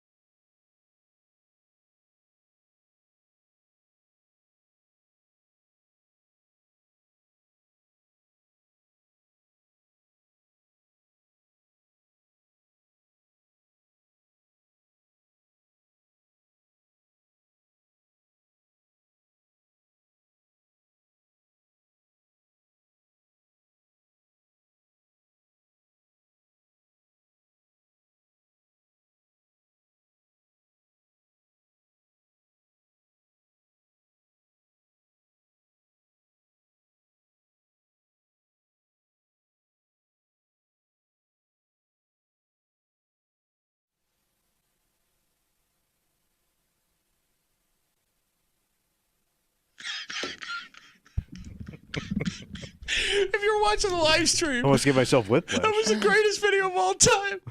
Tommy just tried to take his headphones off and hit himself in his giant head. Oh, it got caught in my ear. People change jobs all the time. And it's not even crazy to completely change careers and do something totally different. The state is stepping in to offer money to folks who have decided this is a career they now want to try. All right. But the idea that someone who doesn't have experience in this realm would want to try it is strange. Because if you're not born into this, how the hell would you even know where to start? Sounds tough. It's very tough. Sounds like the toughest. It may be. All right. You're hanging out in the break room, Rochester's Classic Rock 96.5, WCMF. You know what's not tough? What's that? Winning $5,000. $5,000, man. You're going to fall in a 5K a day, and it's easy to win. You download the free Odyssey app, you log in, listen to WCMF for a minimum of an hour each day. Then what happens? Well, then you are entered let me try this again. So I'm locked in. One daily winner in this national contest will win $5,000. $5,000, Kimmy. Per day. Fall into 5K a day. Download the app. Good luck from your friends here on CMF. Just after 7:45, it is a football Friday. Tommy broke his 0-for streak last week, a very impressive 1-in-4 performance. And he also admitted he doesn't know a single player on the Titans earlier this Don't morning. need to. Tommy tells it like it is, just after 7:45 here in the break room on CMF. The state of New York has announced they are putting aside money for what they are calling beginning farmers. Or you too can lose a thumb. They're beginning farmers. Well, here's the thing. Don't they have that with like in high school with the 4-H, but normally it's kids who grow up on a farm. Oh, that true. go do 4-H. Yeah. So the state has an issue. right? The average farmer in the state of New York is 56 years old. And of the 57,500 farmers we have here, only around Wait, how many farmers do we have? 57,500. Makes sense. There's a ton outside Yeah. of New York, Rochester, Yeah. Buffalo, and Syracuse. It's Yeah. all farmland. Think of how many you pass if you're driving down the thruway. You know what I mean? Look, you're being one of those people from like Iowa. Wait, there's farms in New York? But of those 57,000 some odd farmers, only 6,000 are under the age of 34. So they're aging out. You got it. So the state is offering funding for people who want to get into agriculture. And that makes sense from a we need people standpoint. Okay. It doesn't make sense to decide one day with no background in farming that now I want to try and make a living. I want to do back-breaking work 7 days a week. Phone number is 252-WCMF, 252-9263. Does this actually happen? They can't work. Like Well, no. people so unfamiliar with the world of farming that they just jump into it. It doesn't make any sense. Well, Look, but I oh, guess. Okay, I so know what let's you're say saying, but- okay, so let's say one of your girls wants to go into farm. Sure. Okay. So let's say she studies farming. She'd also have to go buy a farm and start farming it. Or work on a farm. Okay, in hopes and then of, but like- you still have to build up enough money to become owning and running a farm. Which is where the state offering money would Yeah. come in. Bro, they ain't offering you squat for farming equipment. Tell me. Those combines that cost as much as a Lamborghini. Look, man, I am also... And you need like 4 of them, and you need people to operate them. I am also skeptical of this, but can we admit that we don't know how this works? It looks impossible. Can we talk it out before we decide this is the worst idea you've Okay, ever heard? there's a reason why they started in the 1800s with this Okay. family doing this. Okay, but it's not every farmer didn't start in the 1800s. There are farmers. Look, I know we don't know anybody that just became a farmer. Right. But here's the thing. We also don't live... It's generational. Yes, traditionally. But we also don't live near farms. Right? Are there people that have never been a farmer that become a farmer? Became a farmer. Yes. So I do know somebody that did this, and I don't know, but hold on, I don't know how successful they are Okay, at it. okay. Because he was a rich dude that retired Okay. and decided he wanted to go into farming, but he had a lot of bank. I got you. I just want to recap real But quick. that's very unique. Understood. I just want to be clear here. I give you the situation in New York that Yeah. farmers are aging Well, out. then what I do. I tell you that the state of New York is offering money for beginning farmers. I am with you that this sounds like a strange situation before you go off like a car alarm with absolutely no information. And then after you yell and kick and scream for 3 minutes unstopped, you then share with us you know someone who did this. But I don't know if he's any good. Oh, my God. Because he never posts pictures of him actually farming. Why would you? He's farming. It takes a lot of time. No, but he posts pictures of like his dogs and stuff. Okay. Look. And by the way, you also you can't be soft. Yeah. You can't be running El Rancho Softo and thinking, what are you farming, donuts? Well, maybe in Mexico it's cheaper, so you could run El Rancho Softo. Yeah, bro. There are. You got to be rugged. Okay. You got to be a man. or a woman. You got to be a rugged woman. I agree with you that farming is hard, and I don't want any part of it. But there are other jobs where you also have to be tough, right? Like, I know. no, don't sit here and be like, you can't, if you can't do. But I think farming is the most dangerous job to do in America. Like, I think they lead the league in like accidents and death. Okay, I have. And they bury you in the field, and they have to turn your ass over every spring. Did you learn that from your friend who went into farming? Yes, that you shared after you went off? I haven't heard from him in a while. All right, 252 WCMF, 252-9263. I'm sick of hearing your voice. And you know what you need too? What's that? You need farm hands. And most of us ain't got farm hands. I got farm hands, bro. You ain't got no farm Look at hands. These calluses. Bro, Look at these calluses. go shake the hands of an Amish man. It's like a baseball glove. I got farm hands. Bro, you do not. You have kettlebell hands. Thank you. Yeah, which I don't ain't know if that's the farming. same. Russian farm hands. Throwing a little bell around your head. I'll grow I could be a farmer. 252 WCMF. We're talking about how the state of New York, seeing numbers that farmers are aging out. Again, we have 57,000 some odd farmers in New York State. Only 6,000 are under 34. The average age of a farmer right now, mid-50s. So they are offering money to young people that want to get into farming, right? Agriculture. And it sounds like an impossible task. And here's the thing. I was on the side of why are they doing this until you started talking like an idiot. How do you make me change my opinion just because I hate you? Kimmy, does this sound too insane to work?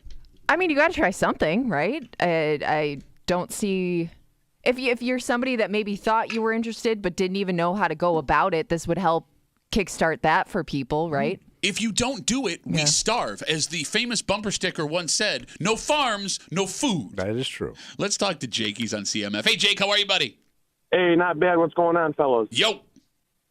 So, listening to you guys talk about this agriculture program, you're spot on. There's Thank you. no young people. There's no young people. Growing up, my dad just turned 60. I'm 27. You know, trying to take over, and you know, there's no young people. There's no one to. Okay, so even remotely. you've grown up on a farm, Jake. Yes, sir. Okay. This is Jake the farmer. Don't call me sir, Jake. Don't make me hate And I bet you his whole family works the farm. So it's a family business? Yes. Okay. So, Jake, I'll ask you this question. Having grown up on a farm, watching your family do it, you trying to take over, it sounds like there's a lot of pressure on your shoulders and you're a little nervous about it. Would that be a correct assumption? Yeah. When you break it down to brass tacks, you're handling a lot of money, and there's a lot of people that, you know, the whole world relies on you to feed them, you know, not just, but farmers in general. Understood. All right. So, two-part question, Jake. One, is it feasible for the state to offer this money to encourage people that don't have farming families to get into farms? And second, if that doesn't work, what is the option? What do you do? The state would have to hand out a lot of money. You know, you talked about the price of a combine. A new combine, you're over $500,000. It's a Lamborghini. You need 4 of them. Or more. And you need to know how to run it, you idiot. They have a manual. So that I don't know if a manual's coming in today. I was he lost his thumb yesterday. Remember that? They buried him alive in the farm. They keep flipping him over. It's weird. And by the way, like at and don't forget these families. These whole families work these farms. His grandmother was working these farms. I understand. She was out there too. How about we let Jake I know. the question? Jake was who has talking and you experience? just started talking How over about him. we let Jake tell us if this isn't going to work? Granny what was on the tractor. Solution is, Jake. I'm sorry. Granny on the tractor. Go ahead, buddy. I'm sorry. Yeah, the state would have to hand out a lot of money, and there's a lot of stipulations that go along with it. I've looked into it, but you have to have everything in order. You have to have all your equipment costs, your land costs, your input, your output, what you plan on making. You know, there's a lot of things that go into it that the state doesn't necessarily see as far as fertilizer, costs. All right, so you see this as something that would be tough to do, what the state is trying to do here. To a point, yeah. I mean, if the state wants to hand out money to people that want to become farmers and you don't succeed within the first, being a farmer, you don't ever really succeed. There's always down years, but, you know, there's always the big guy that'll come in and eat you right up. And most of the time, the farmers that get, you know, eaten up by the big guys, they usually become the farm hand because they're the most experienced people. You only got 2 thumbs, so you can only do that for a little while. You know what I No, mean? the one guy misses thumb. Jake, you're going to do great, buddy. Don't worry about it. Everything's going to be okay. Well, No, that'll I'm pretty solve it for you, fortunate. Jake. Yeah, I'm pretty fortunate because I go to my 9 to 5. I work at a farming dealership, so I kind of get the best of both worlds. Okay. All right. Well, that's great. All Man. right. Well, Jake, you're going to do it, buddy. We believe in you. Hey, quick plug. What's the family farm called? It's Lonely Lane Farm in Newark. They're all alone out there. Lonely Lane. Lonely Lane. Oh. Yeah, they named it after the thumb because they're missing the one. Oh, He's got yeah. one lonely thumb left. Yeah. Jake, thanks for the call. Yeah, it's just me, my dad, and my aunt. Jake, thanks for the call, buddy. Have a good rest of the But day. who's got a hardy enough aunt to do farming? Oh, it's a family thing. Man, my aunts ain't worth crap. No, I knew. You put her out on the field, she's gonna have an orgasm on that tractor. Maybe if your uncle would do his job a little bit better. Man, my uncle ain't worth a crap either. Okay, so you've been sitting here and yelling with no information, which is what we are known for here on the show. Yes. So then I'll ask you this, smart guy, because you seem to know everything about everything. You kept going, ha! Told you, even though he was not confirming what you said at I all. said this equipment is expensive. Obviously, everything is expensive, I know. stupid. If this doesn't work Mm-hmm. and you need farmers to pick up this mantle and run with it, what do you do? He already explained it to you. He goes, these big operations are going to come in and it's going to be factory farming. So all these big food processing companies buy these farms and then they run them. And he said the guys that ran the farm now work for that processing. But that's a problem. But again, and no, you it's still not. need. I mean, it's a people- problem for the family farm, but the food still gets produced. Who gets the shaft is the farmer. The people working at some of those corporations are from family farms. So you still need farmers no matter Yeah. where they're working. You're also not understanding. That's when Emmanuel comes into play. Okay, look at me in the He's face. going to be out for another 2 weeks. Walk through this with me. Let's walk. You said it's only Are we walking through the fields? Put shoes on.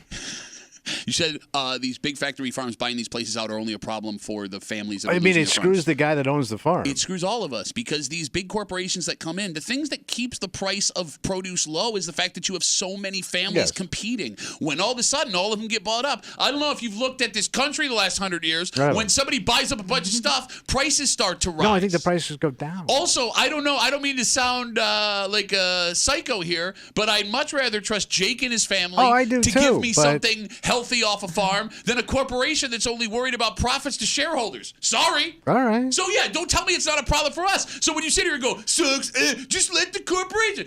What is The foods are going up anyway. What has a billionaire ever done that would worry about putting a sweet potato in your stomach? Shut up. Like, look, you can take shots at the state of New York for some of their ideas, and maybe this one doesn't work, but at least they're trying. Well, then get your kids off their ass and get them into farming if you want to eat. Oh, my God.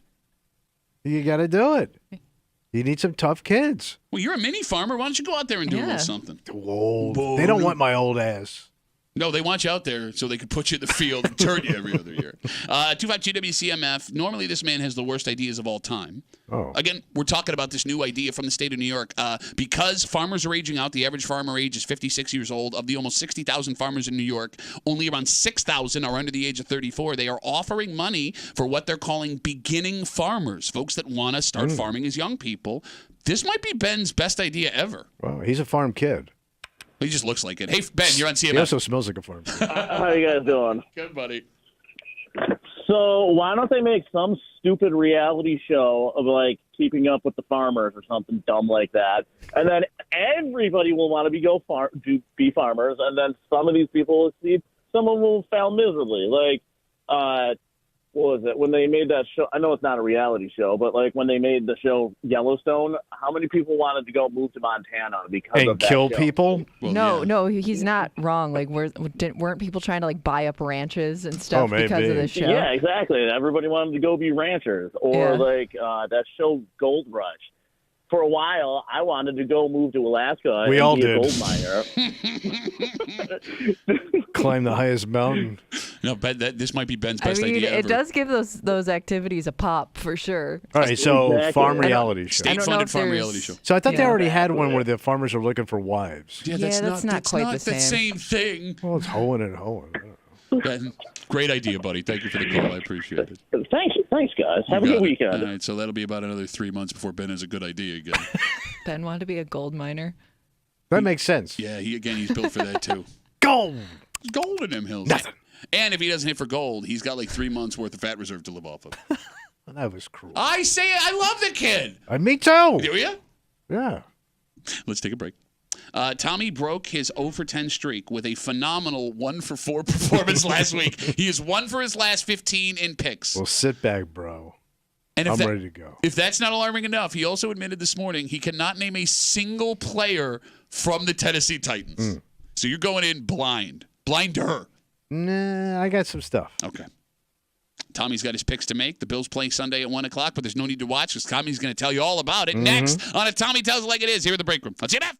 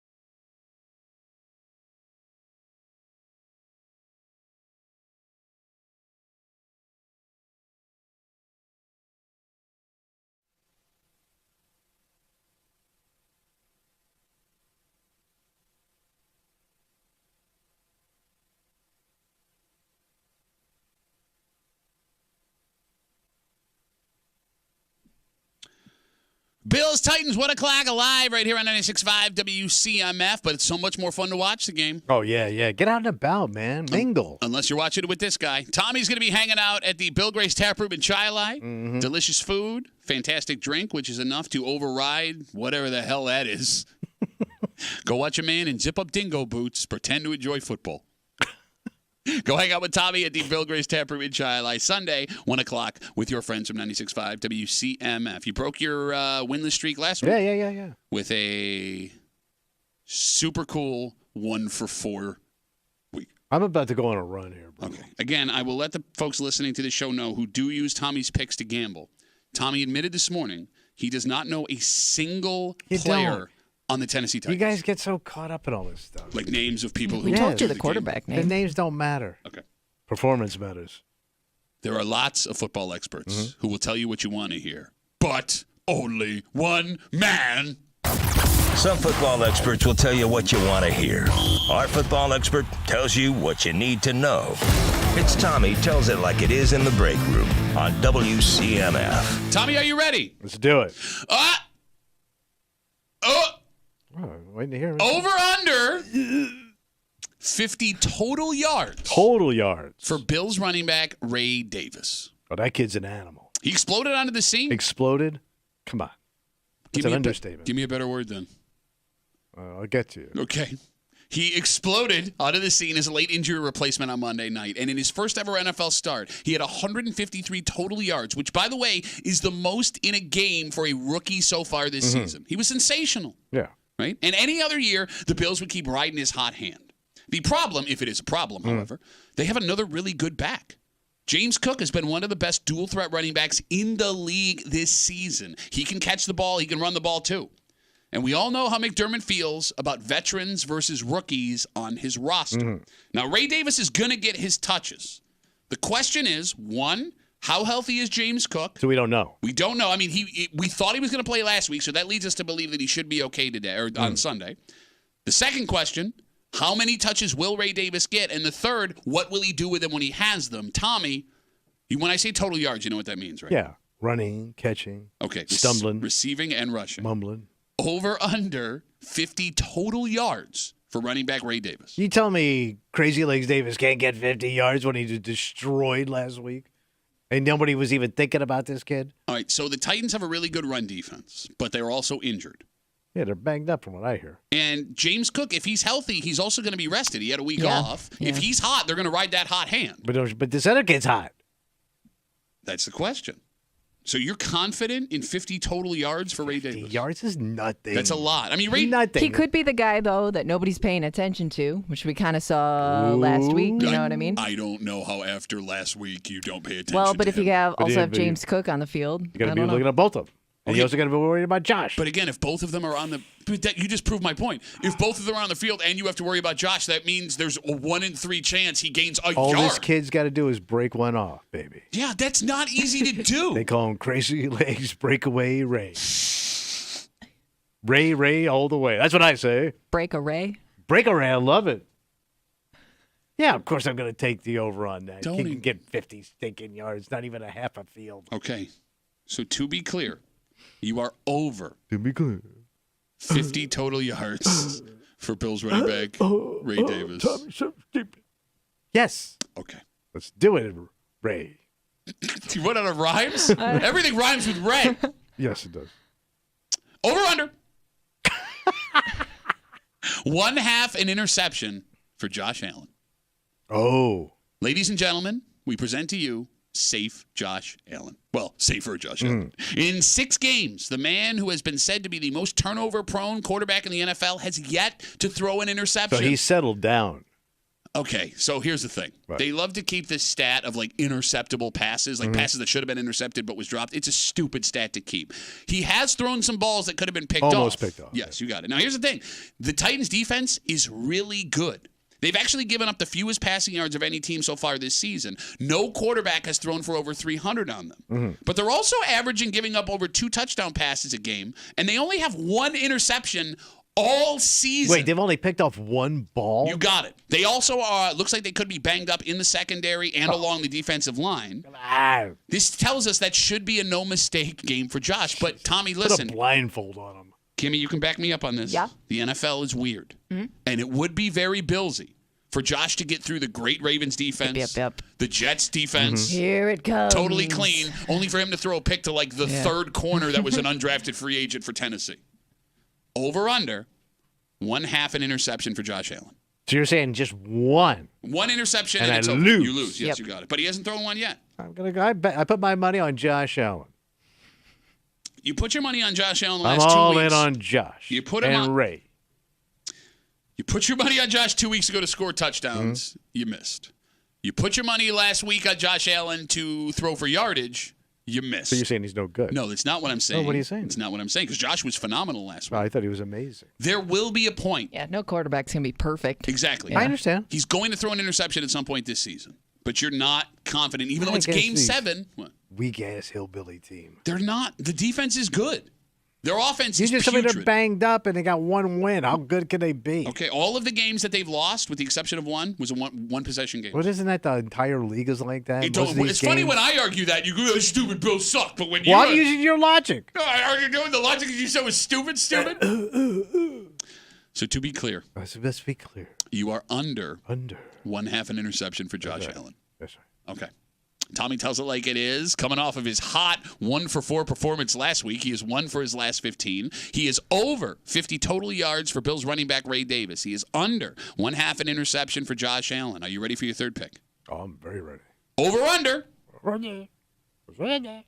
1 and 1. Sound like a parrot. That's what he said.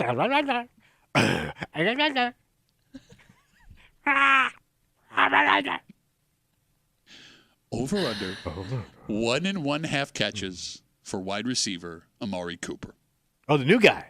He's the new savior, Tommy. And he's already practicing. He practiced yesterday, right? So I'm on the field, yeah. Yeah, and he's gonna make this Looking good. He's gonna make this Bills offense work like it used to, right, Kimmy? That's what you were telling me.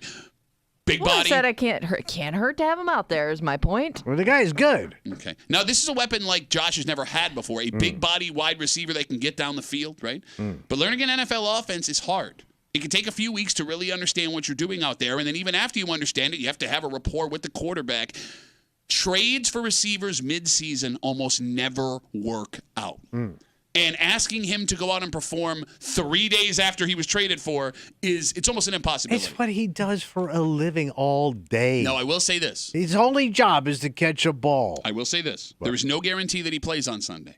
But the Bills did release a wide receiver already, so that kind of indicates that they'll at least put him in uniform. And it's very possible, being at home, wanting to give the fans a pop, You gotta give the fans a little treat here. there could be a handful of plays they throw in the playbook that are very simple to get his feet wet and the fans excited. But we don't know how many of those plays there will be, and there's no guarantee that he even dresses. Tommy, over 1 and 1/2 catches for new Bills wide receiver Amari Cooper. So all he's got to do is catch 2 footballs, period. Listen to me. Listen to me. You're also Listen to you me. also have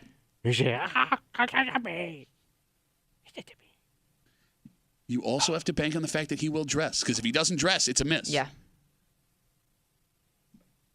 Oh, what happened? You had a lot to say. Oh wait, I already saw him in his uniform. It but doesn't in mean the And he's gonna, they already put his name on the jersey. it doesn't mean he's gonna play on Sunday. You gotta get him out You there a don't little have to. bit. No, you don't. Why would you not test him out against this, Slowly a work him bunch in. of these toothless hicks? They're, that are again, coming the to town? defense is really good in Tennessee. And the rapport with Josh. Josh is a very unique quarterback. The report. Here's the ball. There's your report. Catch the goddamn thing. Okay, so what do over- we got to go have high tea first? Over under 1/2, 1 and 1/2 Of course catches that kid's gonna be out there. You got to give the fans a little flash. It's entertainment, baby. out there with 2 catches. Yeah. So you're So all over. I got to get is 2 catches. Mm-hmm. You have to do a goddamn thing with him. You get a yard, right? I win. Yeah. He could lose yardage as long as he get a catch. Oh my God, this is cake. Cake, and I don't like cake. This is cake. All right. Hey.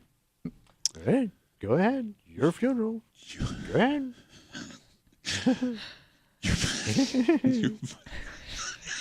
Go ahead. Will you shut up? Yeah. Will you shut up? He's using all of his energy for the day right now. Yeah, like, did you just have a chocolate bar? What the hell's going I on? would love a chocolate bar. I get too fat. The Bills are 9.5-point favorites right now. Wait, they are? 9.5-point Oh, favorites. my God. So here's the thing.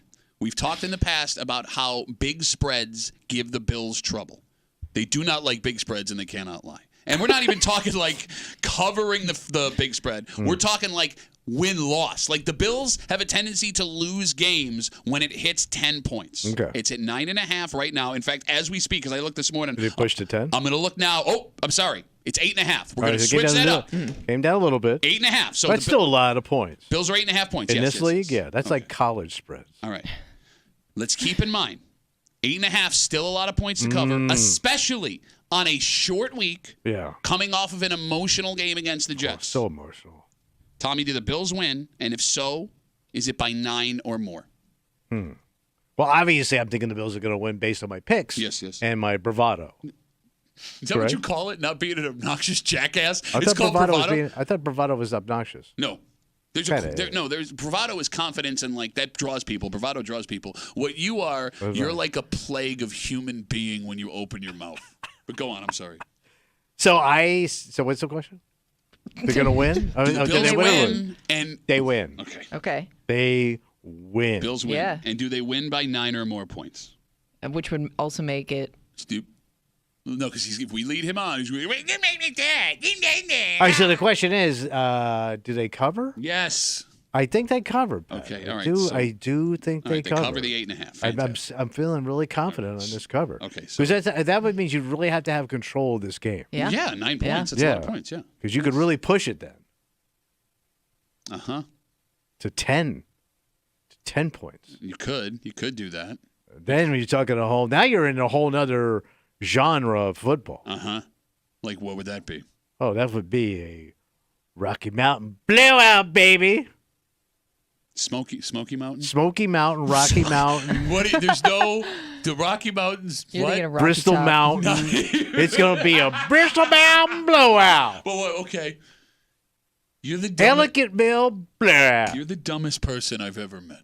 And I met your friends.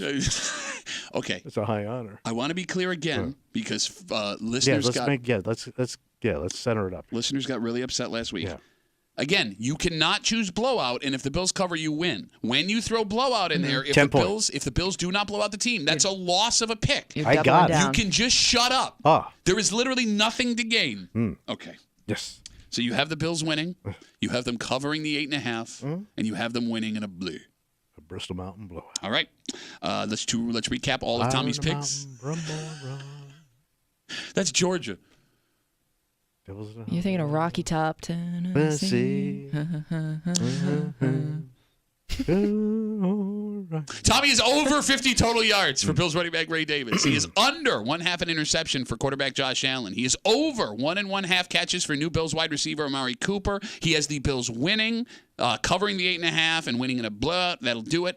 We have our good buddies from 95.7 The Fan, Mike Danger. Oh, great, man. And from the Let's Go Duffalo podcast, Ryan Duffy. Ryan Duffy. Yep, they'll be here. Not so fast. Blowout, buddy. Never see it coming. Never see the blowout coming, buddy. So I say at the end of this game, based on my predictions, Yeah. this is a rocking chair bet. This is a rocking chair with cake in your lap kind of a day.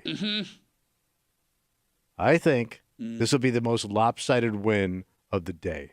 Will be the Bills. Of the day. Of the day. Of all the games All going on. the games of that day. Okay. This will be the most lopsided blowout of the day. What are we in week 7? Yes. Okay. Yes. I do want to keep in mind Do keep in mind, yes. that Let's do our calculations, sir. the New England Patriots traveled to London to play the Jacksonville Jaguars. Now, Jacksonville's bad. Two suck-ass teams. Jacksonville's been in. You sucking butt in London. What are the worst Warren Zevon songs of all time? Sucking butt in London. Little old lady got mutilated last night. Okay. Go on, I love Kevin. how you I can't actually even. thought about that too. They're sucking butt. They butt sucking. Oh my God! Shut up. Yeah, I mean, I'm looking at the games. I'm trying to think what game would be a blowout here. A blowout. I mean, you got the Jets playing the Steelers. That's pretty tight. Well, hold on. They had the highest point spread probably of any game. Oh, no, you go on probably. Sunday. Did you look? Don't at have it? to. It's gotta be If close. if you got a pro team that's it's got a pretty rare. 9-point spread, that's probably the biggest spread of the day. Eagles, Giants. That's got a potential for a blowout. What's the spread? I don't have the spread in front of me right here. What are you looking at then? Well, no, I'm looking at team potential blowout games here. And Texans, Packers could be probably going to be close. Falcons, Seahawks probably going to be close. Yeah, that might be a good bonus pick. Not your Ooh, worst. Oh. I said Oh. might be. Ah. Okay. So your bonus pick is that the widest margin of victory is the Bills over the Titans on Sunday. Yes, I do. Okay. Mike Danger, 95.7 The Fan from the Let's Go Duffalo podcast. Ryan Duffy, just after 9 o'clock to recap all those picks here in the break room on CMF. If anyone else did this to your car, you would call the police immediately. And it seems that this person did call the police because we hear about it. But I wouldn't call the police? Well, that's the question, because sometimes you need to have grace. You need to have mercy on people based on situation and circumstance. What the hell they do to the car? Well, look, if an 18-year-old girl does this in this situation, yeah, it's wrong. I right? mean, it's like my daughter, This would be someone you're not related to. non-related but female. I'm going to paint you the scenario. All right. And this could be the case of a crazy woman. This could also be the case of a heartbroken teen. And we've all been there. Yeah. We'll get into the story next here in the break room on 96.5 WCMF.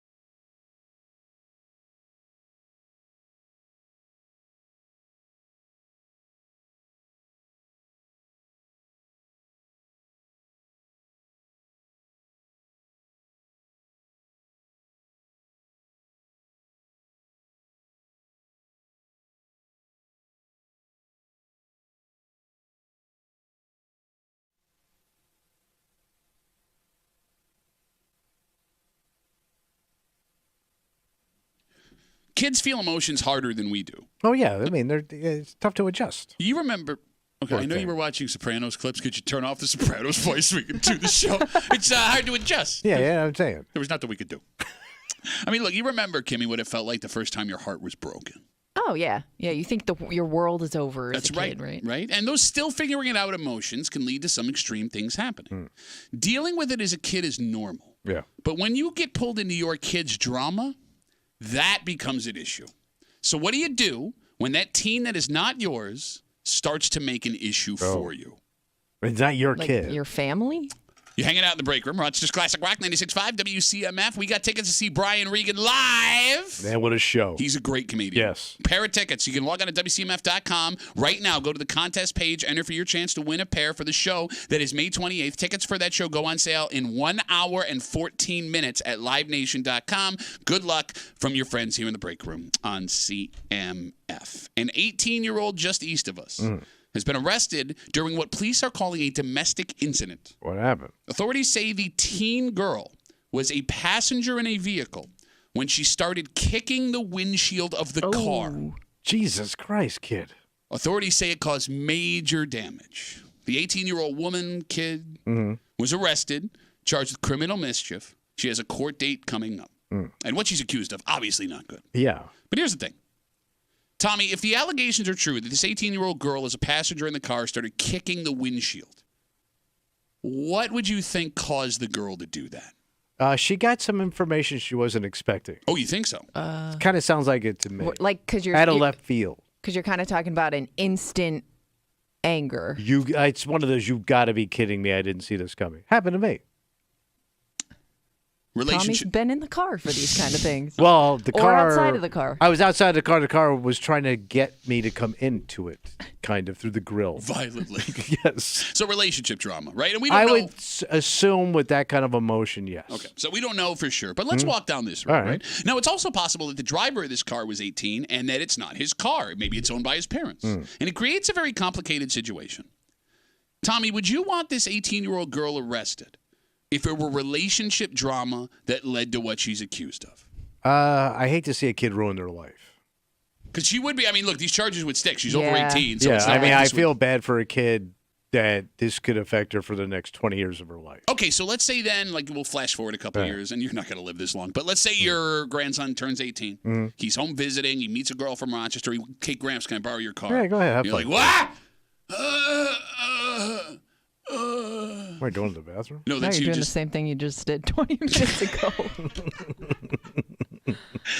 He borrows your car. All right. She finds something out, or they get in an argument, and she kicks the windshield, shatters it with her foot. You don't want the cops called? Nah, I got to cover. First of all, I got to cover my grandson. I got to cover this kid. I got to make this go away as quick as possible. I got to. So you're It's thinking, just too close to home. You're thinking it's going to help your grandson out by Yeah. covering it all up. What if he's scared or, I still got to protect the kid. And I don't want to see this girl go to jail for, I mean, yeah, I got to cover it up. Really? Yeah, So who's going to pay for the windshield? I am.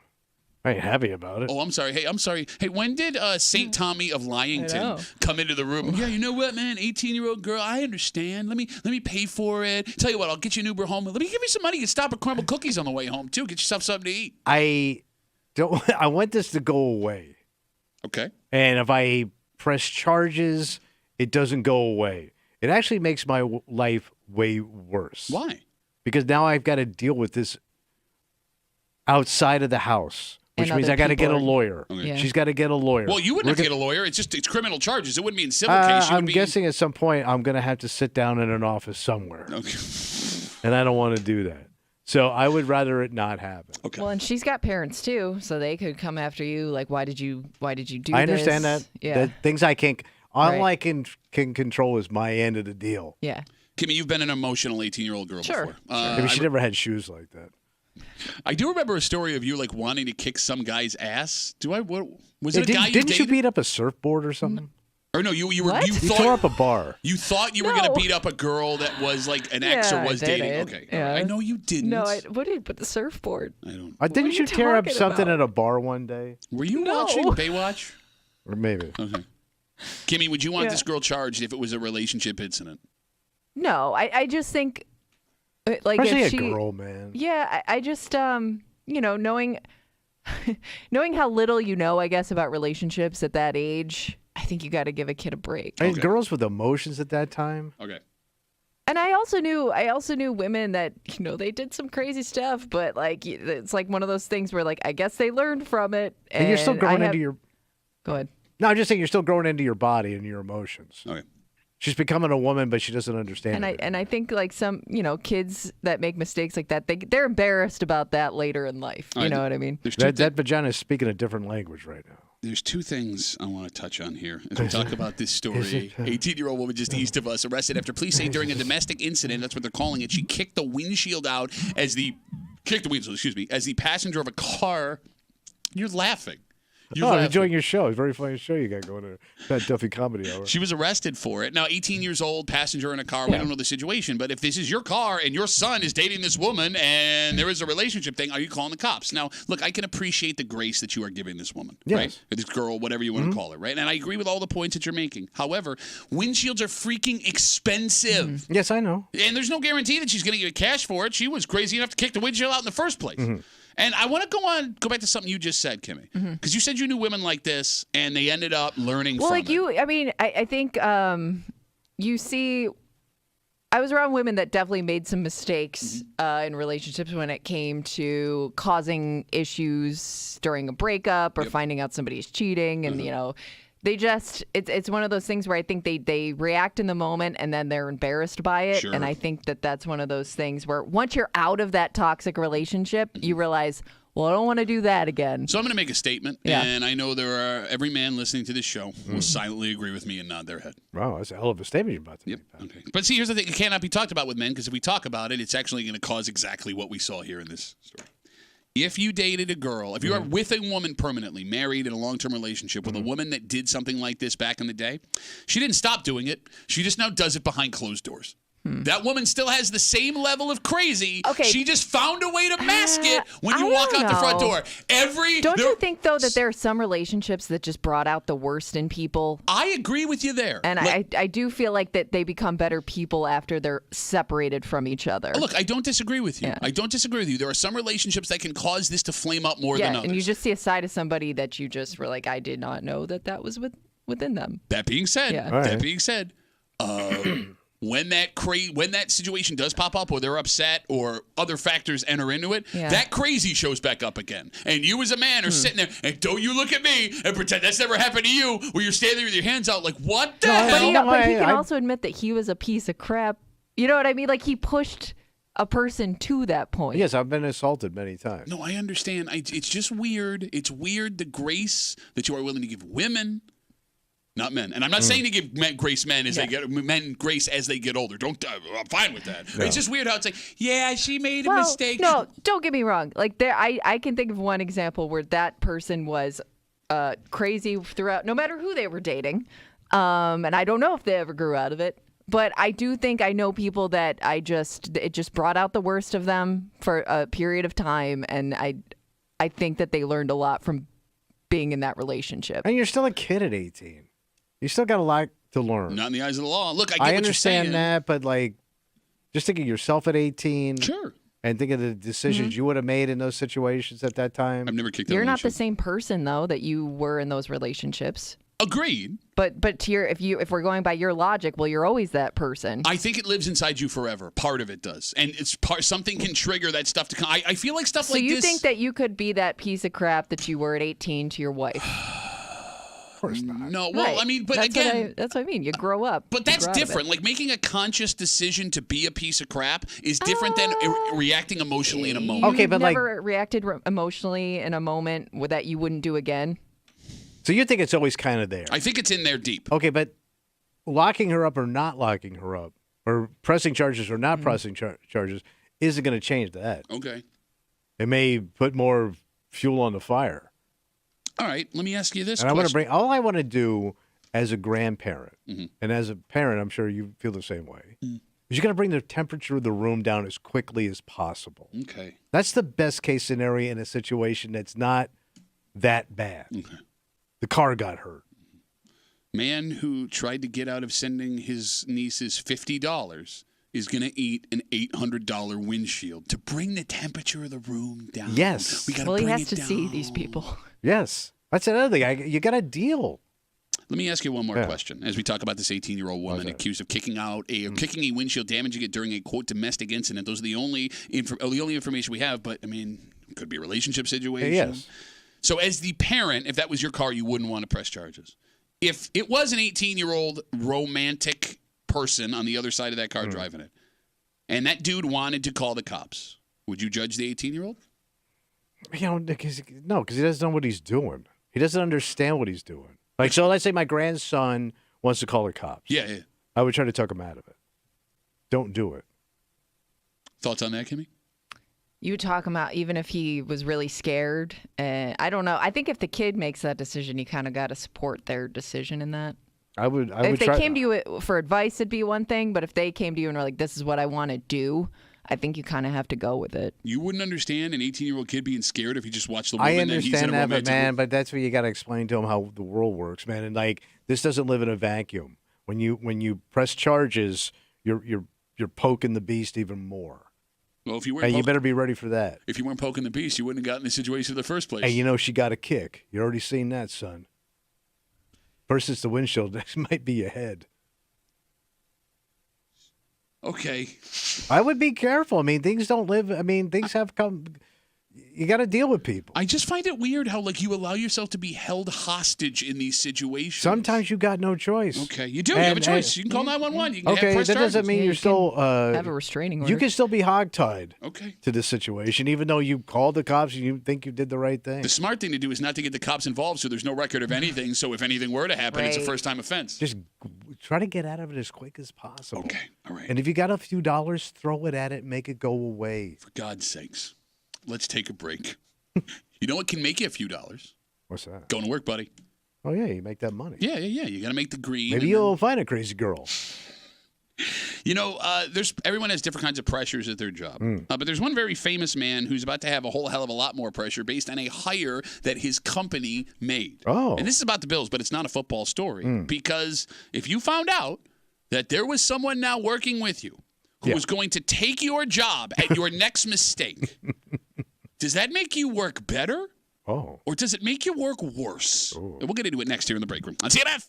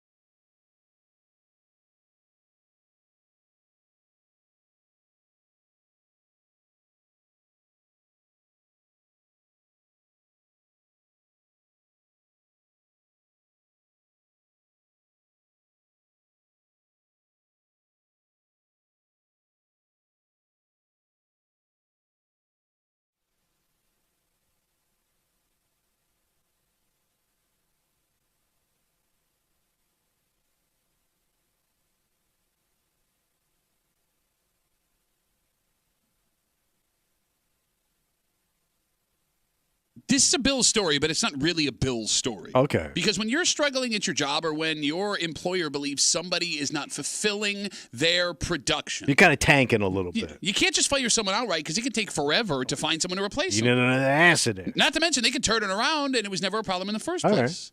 It is surprisingly common for this to happen without people even realizing it.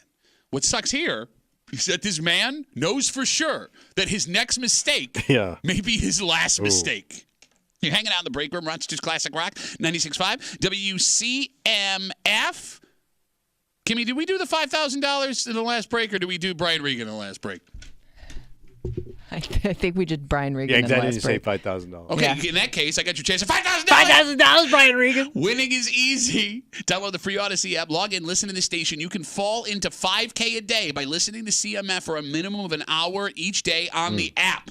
The daily winner in this national contest will win $5,000. $5,000. That's right. All you got to do, download the Odyssey app, listen to WCMF for at least an hour a day. You are entered. Good luck from your friends here in the break room on CMF. The Buffalo Bills have signed another kicker. Oh, so these kids in.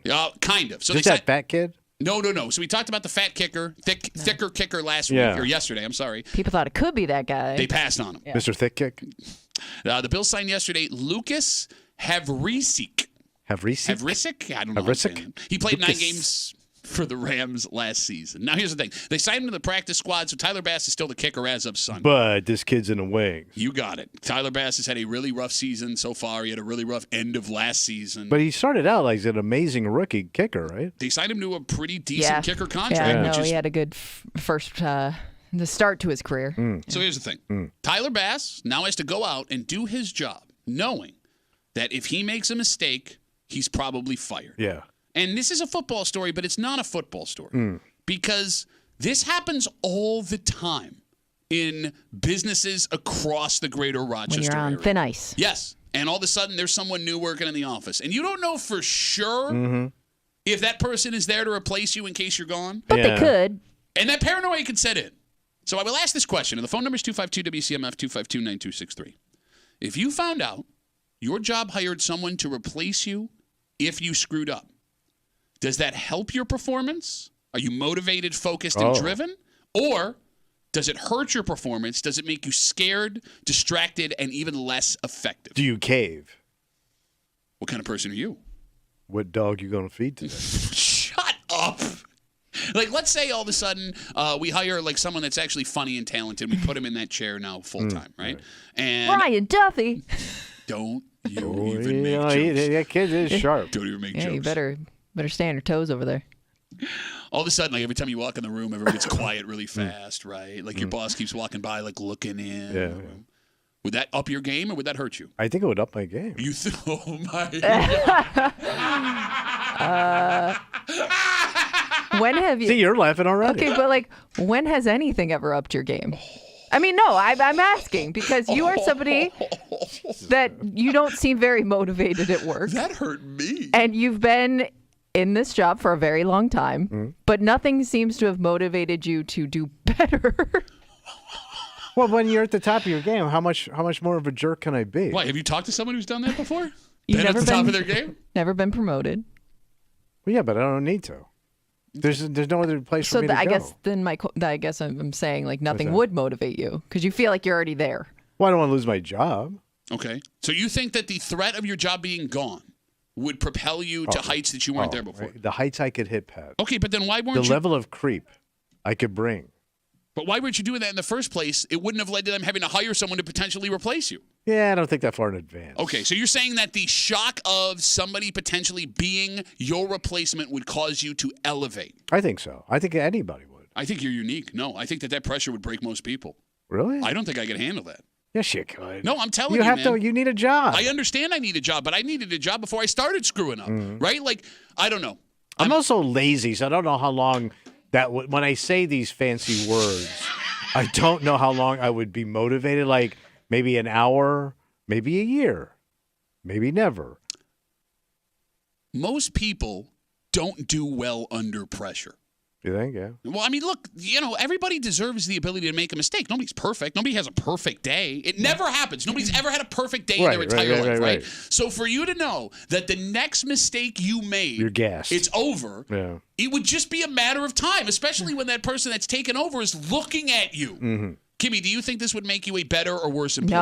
No, I never understood people who said that they work better under pressure, because I'm just thinking back to like the most simple thing of like, taking a test. And if I knew like that time was running out, maybe I finished the test faster, but I definitely didn't. I definitely didn't do better on it because I was working quicker or under pressure. Like, I don't think I'm somebody who, when you put the pressure, I'm definitely somebody that I think not quits, but I'm just doing it to get it done at that point. So, I don't think I work better. As you think about like the idea of hiring your replacement in you're working with them, this is the most common in men and women that are like over 50 years old. Oh, because you're aging out. Exactly. Like there's a potential that you could be gone. Like you're making a lump in a seat now. And that person that's coming in, if they're in their 20s, they're much less expensive. Oh, they're a go-getter. You got it. And that person could grow within this company, right? You could get years and years and years and years from this person. And you're also overpaid at that stage of the game. And you may just be going through the motions, right? Like I know that there are people listening right now who have gone through this exact scenario where you are looking at that person. Let me ask you a question. Go ahead. Because like in this situation with Tyler Bass, he's a coworker with this new guy. Yeah. And they have to share a locker room together. Don't they have to almost kind of work out together too, Yes. like practice kicking together with the kicking team? Yeah, you got it. Kickers all hang out together. And they're always isolated at the far end of the field, like they have the plague. Do you think you could work with that person? Because like, look, I He know might ask you like an opinion on something. you would have to help them because that's part of your job. But- You would have to help them, but there are people out there that would try to sabotage that person, right? Yeah. Do you Maybe think give them some wrong information. Do you think you would hold it against the person hired to replace you? Even if you didn't, it would still be in the back of your mind that the person's there only because they don't think you can do this job anymore. If you're competitive at all, it's going to get to you. Even if they're the coolest, nicest person in the world, you're going to find reasons to not like that guy. But here's the thing. It's not that person's fault. No. They were looking for a It's job. just a situation. And, like, if they didn't take – let's say they found out the scenario, like in this case, right? Like this kicker that gets hired by the Bills just because it's the one in front of us, right? Like if he said, no, I don't want to take someone else's job, someone else is going to get hired, right? Like somebody will be in that spot. True. But he's the face of your pain. Okay. Well, Yes. You're actually the face of your pain. But you're not going to admit that. Okay. So this kid is the person that's going to take your job. 252 WCMF. Yeah, but you're rooting for them to fail, right? Is that a dick thing to do? Well, that's being competitive.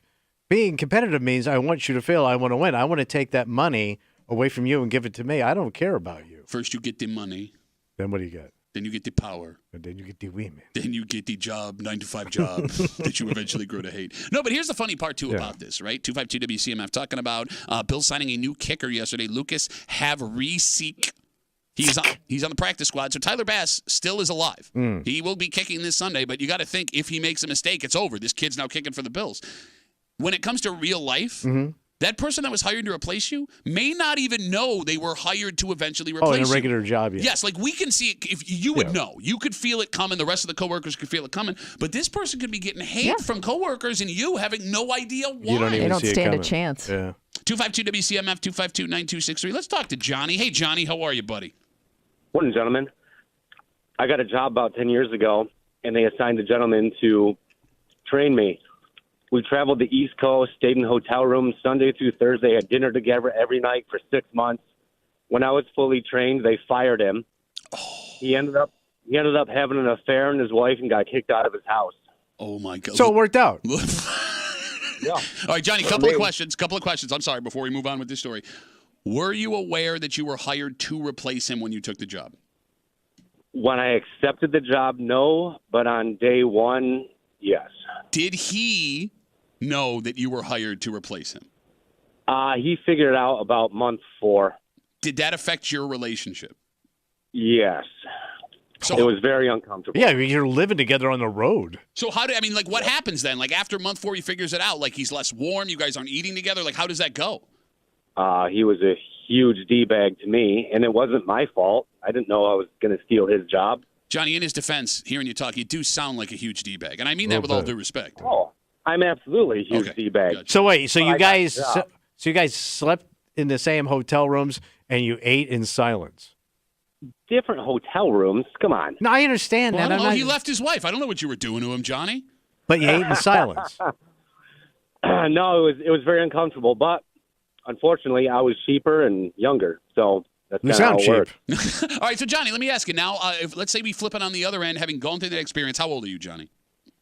43. All right, so your best years are behind you. Let's say in the job that you have now, they hire someone in a similar situation. Based on how you were treated by this man, do you think you have the grace to treat the man or woman hired to replace you with kindness? First of all, just like Tommy, I'm the Michael Jordan at my profession, so I'm not worried about that. You're getting fired, but go on.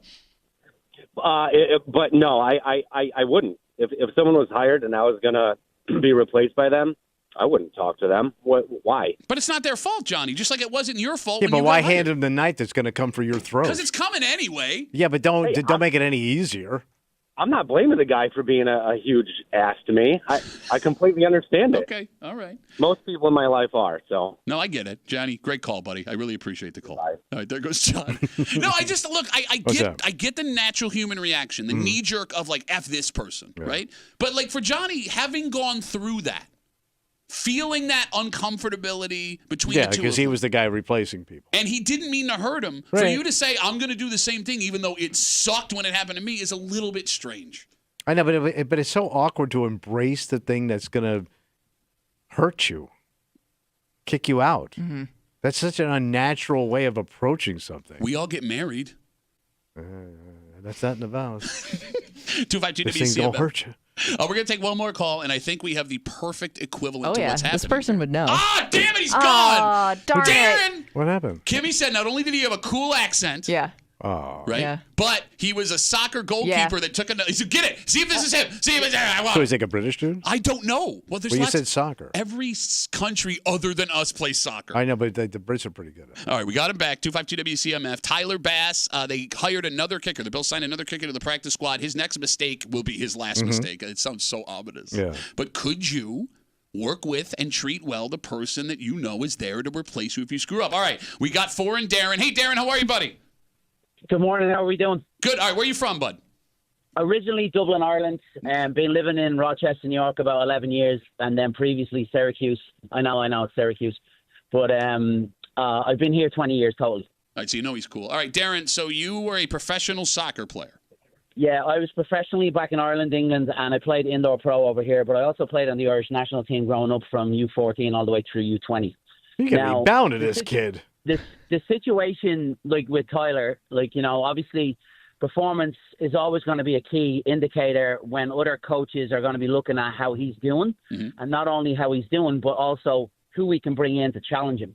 Maybe McDermott can see that he's actually, like, you know, he's a really, really good kicker, but needs, you know, metaphorically speaking, a good kick up the ass. Which You know, when another it comes- kicker would be able to do, Yeah, right? yeah. I mean, you know, Exactly, he's because trained for it. competition creates pressure, and pressure creates diamonds. Pressure makes So- diamonds, baby. I love this guy. I love Darren. He's Irish. We need him he to says, like give us like a motivational speech he every says morning. really cool sports I'm a stuff. college coach. I'm a college soccer coach as well. So, like, you know, we're going through our season right now. We're number 1 in the country. No big I deal. coach at Bryant Stratton College in Rochester, New York. We won the national championship last year. So, like, you know, for me, like, football, and I call it football as you call it soccer, is everything. But, you know, I'm going to tell you, competition for Tyler might be a very, very good thing. And it's going to come down to come at the man, come at the hour. And if he steps up with the pressure, then you know what? Here's what's going to happen. He's going to do really, really well. And the kicker that they just signed is going to be his backup.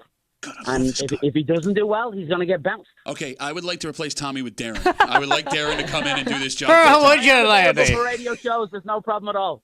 I can already do the accent. We don't need your type. No, you can't. You Bryden Stratton coach. All 3 of you can leave the country as far as I see. I know I got kicked out for drinking too much Guinness. You know what's funny? Hey, Darren, thanks for the call, buddy. I really appreciate it. No worries. Awesome. Bye-bye. Take care. What? You know what's funny? What's that? Okay, I've talked about this before because, you know, I'm very Irish and I have Not like that kid. Yeah, No I kidding. mean, yeah. Close. Kimmy says he's got a cool accent. I've said on the air before that I can't do an Irish accent because it just sounds Which is normal to me. weird. It took me 30 seconds to realize where he was from. Yeah, no, I didn't mean hear for it. a second, Oh. yeah. That's so weird. You don't have that with Italian accents? Where if you grew up around it, I you mean, don't hear it? Italians jumps out so How fast. many Irish accents did you grow up around? Oh no, I have some family that came over later. Really? Yeah. Like that I heard No it on kidding. and then when I was in that bagpipe band, there was Oh. a ton of Irish guys Oh, around us yeah, all I the guess that time, makes right? sense. Like I just didn't hear it. Okay. Yeah, that was like that jumped out at me right away. Because to me it sounds super. But cool. I also had it in my head because as soon as you say soccer, I think That's England, Ireland, Scotland. and sometimes people call it in with accents, and I'm like, oh, they're faking it. That one you can't fake. No, that was straight No, up because that- it wasn't yeah. over the top. Yeah, not like another one that was just. Yeah, I hate that over the top radio crap. Let's take a break. Lucky We got Charms jerk. Mike Danger for 95.7 The Fan from the Let's Go Duffalo podcast. Ryan Duffy coming Man, Ryan Duffy's coming in. How exciting! in just a little while Yeah. to recap Tommy's picks this morning. But before we get there, there's no way these are all once in a lifetime, Kimmy. They have to be lying to us now. They have to be lying to us. No, I know. There's some of them are going on at the same time. We'll get into it next year with the break room. Let's see you,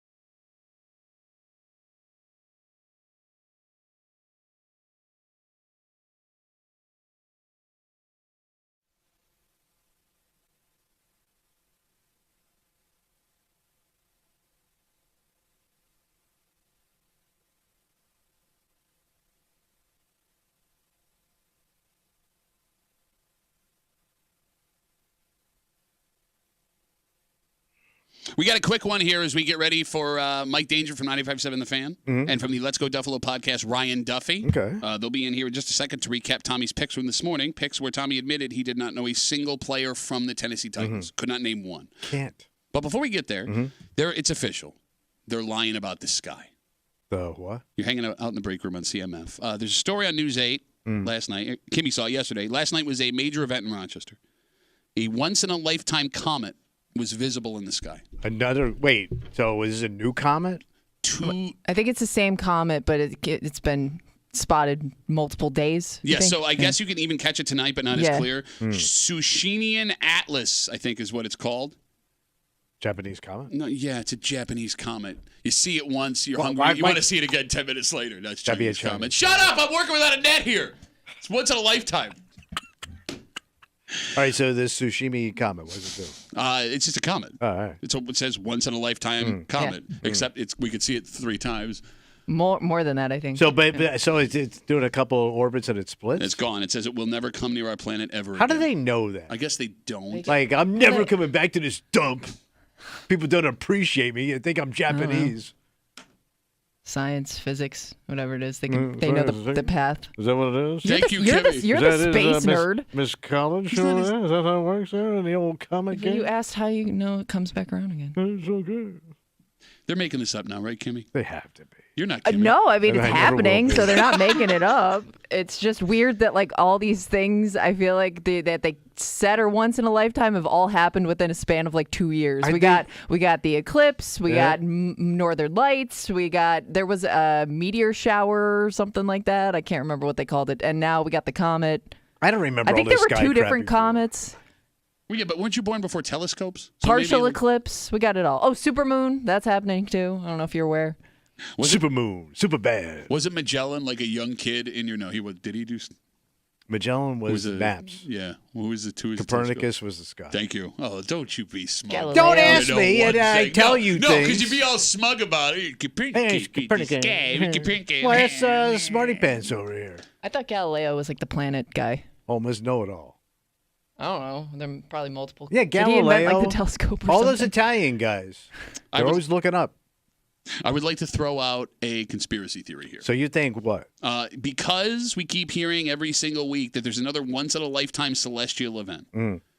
Is NASA trying to get more funding by convincing us, tricking us into looking into the Getting sky? Oh, like interested we just in the didn't stars. look before. It's always been there. Oh, no, yeah, exactly. Because how would you know? I don't have a telescope. I don't pay attention to this kind of thing. All right, so this is big NASA trying to get some funding. Or, there's that new branch, the newest branch of the armed services, Space Force. Oh, yeah. Could this be Space Force trying to convince us that we need to fund Space Force? And we need people to enlist. Oh, yeah. Yeah, It's like a pledge drive. Kind of feels like it Could be. Not to be Because I don't remember any of this stuff when I was a kid. And we were all about Apollo and all that stuff. They weren't talking about all this sky crap. Well, that's another theory. There were more exciting things happening in space when you were a kid. We were doing all things new. for the first time. Yeah, exactly. Now, when you see a space story that's not once in a lifetime event, it's we've got 2 astronauts trapped on the space station. William Shatner's in space. Yeah, Okay. exactly. But I guess when you were a kid, how would you really know? If you didn't catch it on the news happening, you wouldn't know in the moment if it was happening. You didn't have social media. That's But true. they know what wouldn't I mean? touch it in school, right? Like, Yeah, this but is if- happening, go look. Yeah, but your Okay. teachers were drunks. Yeah, but they were always laying down looking up. You'd think they would have saw it first. Folks, please. So the best shot at seeing it Yeah, what do I do? was last night. Ah, damn it. Sorry. But I guess you have the opportunity to see it not as clear or with a telescope like tonight and tomorrow. Get my telescope out. That's right. And then the Japanese comet leaves forever back to the planet of Japan. Do you wave goodbye? Goodbye, comet. Like a bon voyage? Thanks. No, it would be. What's Japanese for goodbye? I think it's bon voyage. I don't speak Japanese. Well, no, there are some Japanese words you know. Arigato. Is that Japanese? I don't know. What is it? Thank you. Oregato? Sayonara. Oh, sayonara! Sayonara! Man, we are the dumbest show. We don't even know if it look this word the way it's spelled. It looks like it could be like Russian. Yeah. If What's- that's how you pronounce it. TS. What's Russian for goodbye?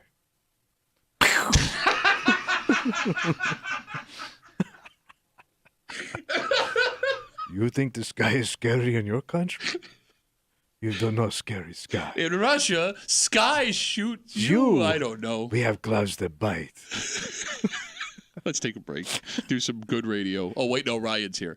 We have a recap of Tommy's picks from our good buddies from 95.7 The Fan, Mike Danger, from the Let's Go Duffalo podcast, Ryan Duffy. Now is your opportunity to log on to the live stream to see what stupid thing Ryan did this week.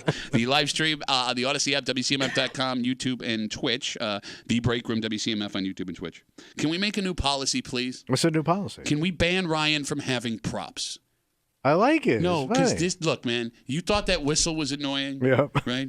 But with some, you need the prop. You don't. Yeah, I mean, you need the prop do. sends it over the edge. I'm pro prop. I'll remind you of this when this is the most annoying noise in the suburbs. That's coming from an older brother. It's the most annoying noise in the suburbs, and now we're gonna hear it all over our show for the next 20 minutes.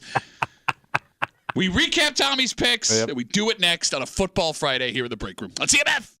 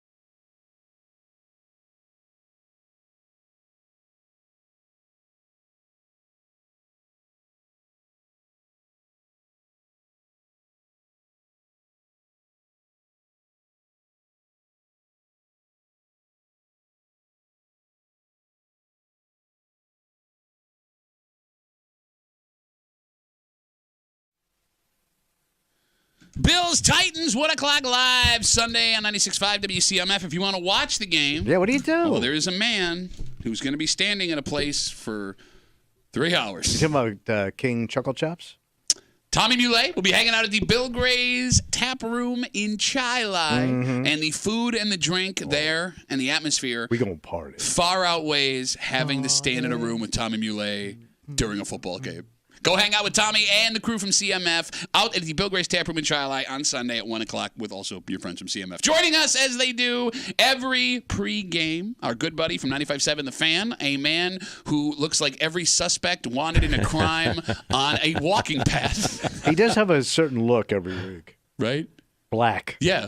And Like my soul. athletic black. Hey, you guys jogging?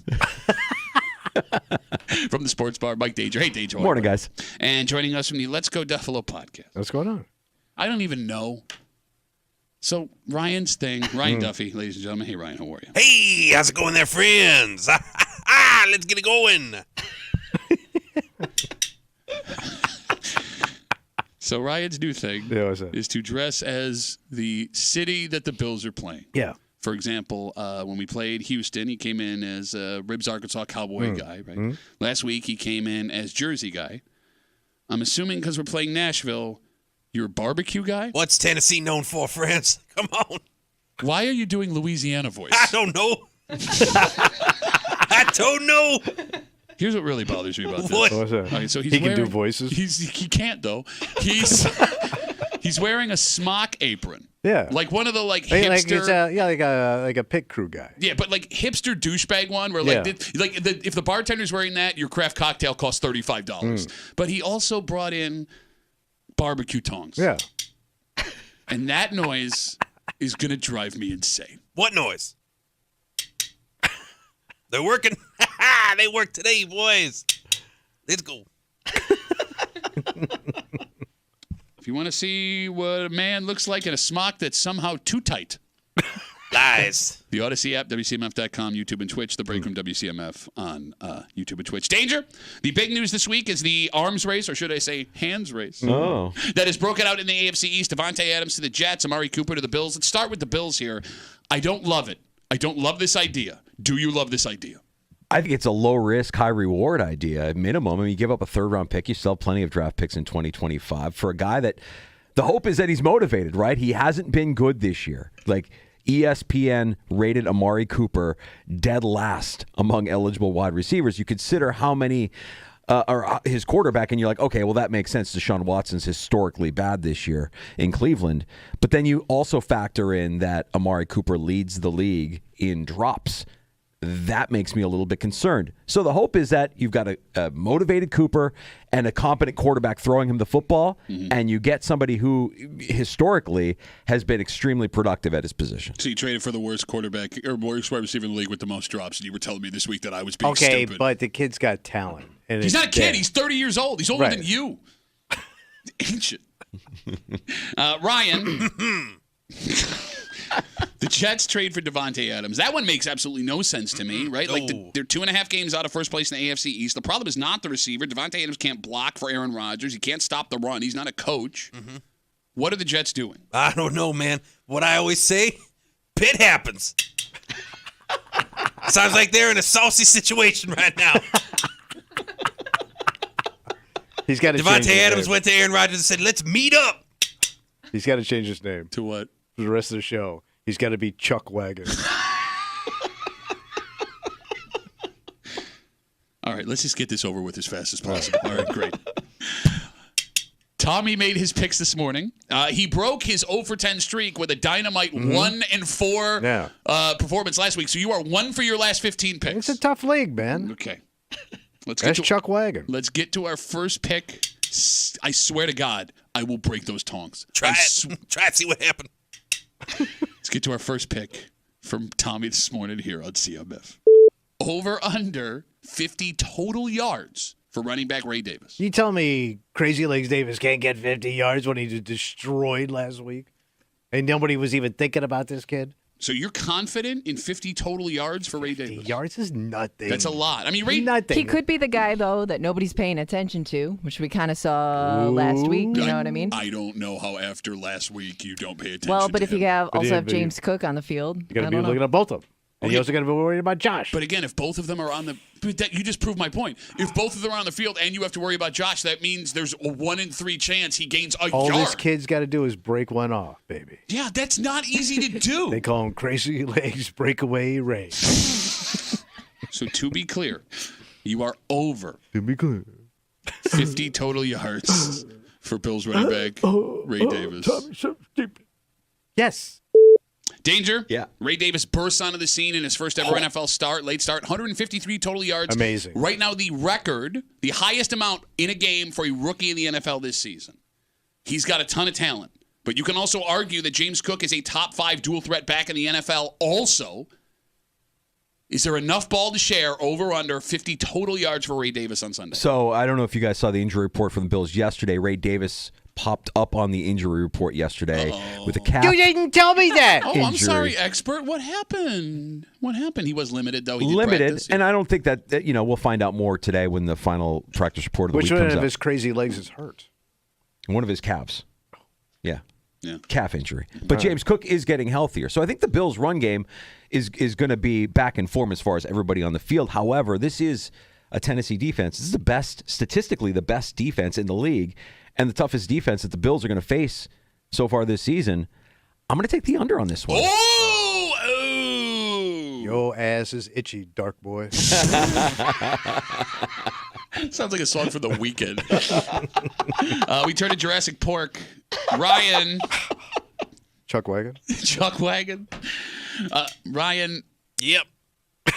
If there's one issue that we may have here, although a brilliant performance from Ray Davis last week, even if he's healthy, we know how Bills head coach Sean McDermott feels about putting too much on rookies' shoulders. He trusts James Cook. He's gotten over his fumbleitis, as I knock on wood. Over under 50 total yards for Bills running back Ray Davis. If Sean McDermott doesn't trust rookies with the ball, why'd Ray Davis, crazy legs Ray Davis, be running for, over 100 yards last week? Huh? No, he ran for 97. 90's under 100 yards, just close to 100 yards.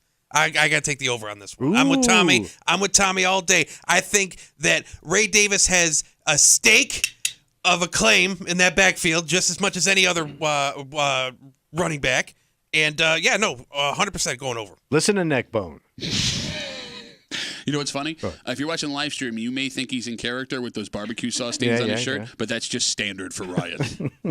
He looks because he doesn't even know. He looks because there is a possibility that at 9:19 on a Friday morning, he is covered in barbecue sauce. Possibly. It's a white shirt. Who knows? Okay, let's get to our second pick from Tommy this morning on Tommy Tells It Like It Is on CMF. Over under 1/2 an interception for Josh Allen. So you're saying just one? One interception And it's I over. lose. You lose. Yes, you got it. But he hasn't thrown one yet. I'm gonna go. I put my money on Josh Allen. You put your money on Josh Allen the I'm last 2 all weeks. in on Josh. You put him and on Ray. There will be a point. Yeah, no quarterback's going to be perfect. Exactly. I understand. He's going to throw an interception at some point this season. But you're not confident, even though I it's guess game he's- 7. What? Weak ass hillbilly team. They're not. The defense is good. Their offense You is just told me they're putrid. banged up and they got one win. How good can they be? Okay, all of the games that they've lost, with the exception of one, was a one possession game. Well, isn't that the entire league is like that? It Most don't- of these it's funny games- when I argue that. You go, "Oh, stupid Bills suck," but when you... Why are you using your logic? Are you doing the logic that you said was stupid? So to be clear, Let's be clear. you are under 1/2 an interception for Josh Allen. That's right. All right, so here's the weird stat of the day. Oh, what's up? It's like we said, the Titans defense, Ryan, is statistically one of the best in the league. Yet they only have in 6 games a single interception. One interception. Good run defense. Over under 1/2 an interception for Josh Allen on Sunday. So we're basically predicting that Josh Allen's going to throw a pick, right? That would be, yes, one or... Right. Yeah. No chance. No chance Josh Allen's throwing a pick. I'm Damn, going with Tommy on this CW. one as well. No way. No way. Bon appetit to Josh Allen. Did you continuing to not throw interceptions this season? Did you only come in with 7 sayings? He's got a rare opportunity to keep this streak going. I got to go with the no.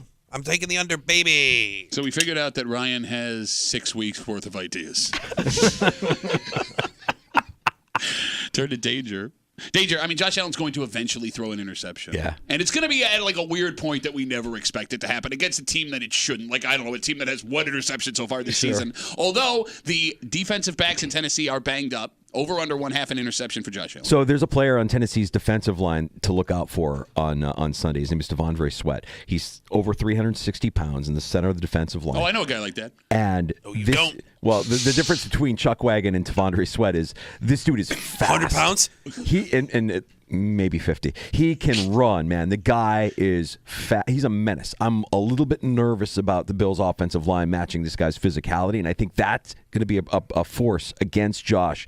Plus, new wide receiver in the mix who's learning the offense. I don't know how much they're going to use Amari Cooper, but it wouldn't be out of the realm of possibility for Amari Cooper not to know not where to go or run with the wrong route. How much you got to know? Left, right, straight ahead. How hard is it? I think Josh throws a pick. Oh! With that fat guy with them pudgy hands? He's not going to catch the ball, you idiot. Damn straight.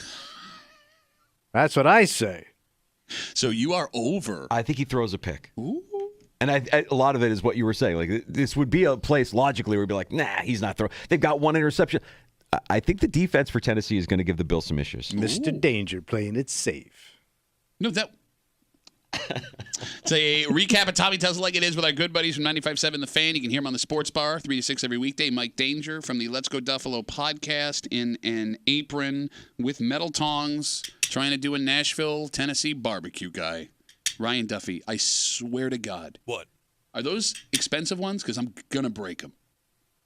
We'll see. Also, Leanne wants to know on Instagram why you're not wearing your black grill gloves that you actually grill with at your house I'll like a douchebag. I'll tell Leanne exactly why. Because I only had one left. I don't know why I used one at one point. I ran out of them. I planned on bringing them. You accidentally eat one. Yeah, right. It's in the middle of the burger. You Didn't realize it. We've talked on the show before about how if you grill with black gloves at your house, Those professional gloves. Yeah. you're a douche. Yeah. No, they're not even professional ones. They're like plastic gloves. He just does it because he wants to look cool. No.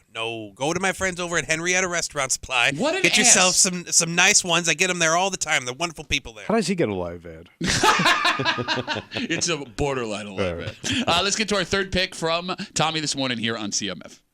Tommy, over 1 1/2 catches for new Bills wide receiver Amari Cooper. So all he's got to do is catch 2 footballs, period. Listen to me. Listen to me. You're also. Listen to you me. also have.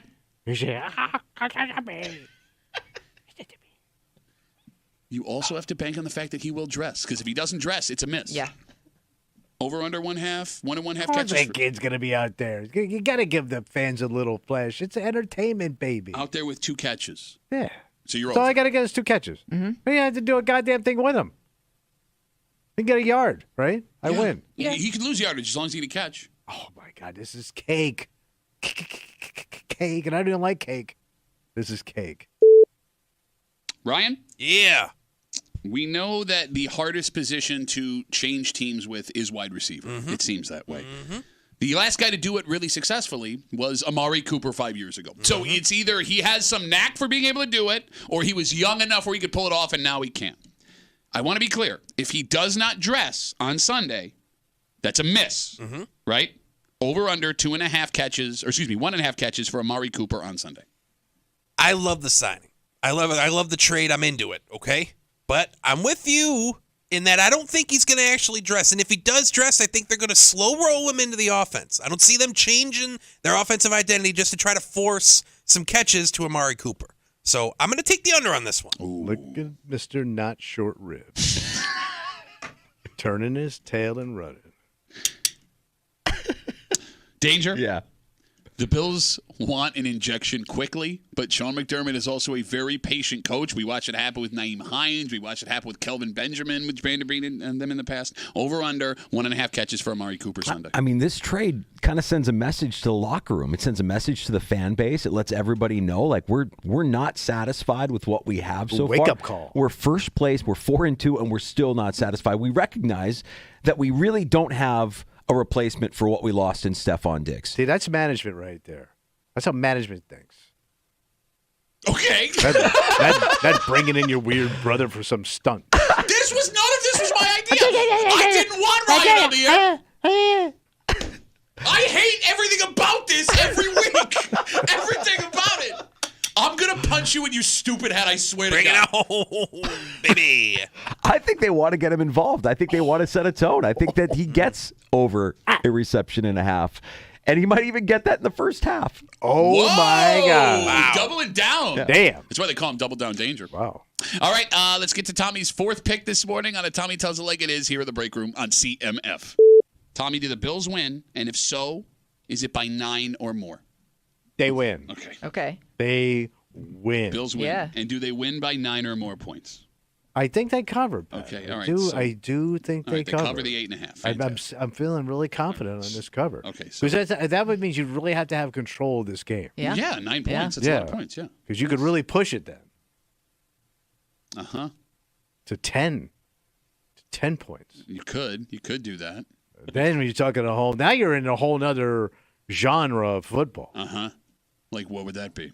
Oh, that would be a Rocky Mountain blowout, baby. Smoky Mountain? Smoky Mountain, Rocky Mountain, What? There's no the Rocky Mountains. You're What? thinking of Rocky Bristol Top. Mountain. It's going to be a Bristol Mountain blowout. You're the dumbest person I know. Yeah, you hang out with me on a daily basis. Danger. Yeah. So it moved to 8.5 this morning. That's still a lot of points. We found out. Oh, I'll get to that later. Do the Bills win this game? And if so, do they do it by 9 or more? Bills win. I don't think they cover. Low scoring, 21-13 Bills. Oh!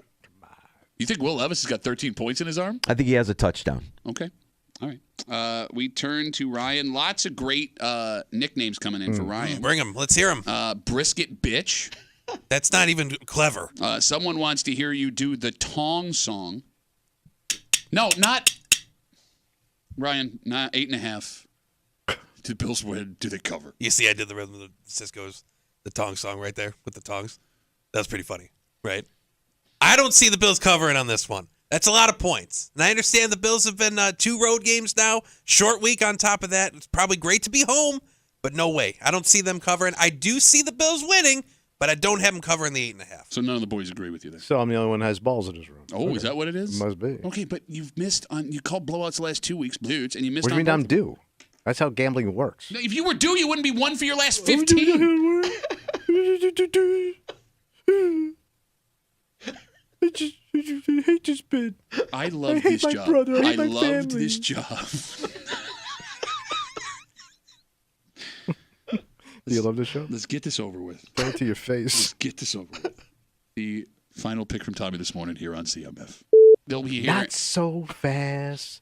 Blowout, buddy. Never see it coming. Never see the blowout coming, buddy.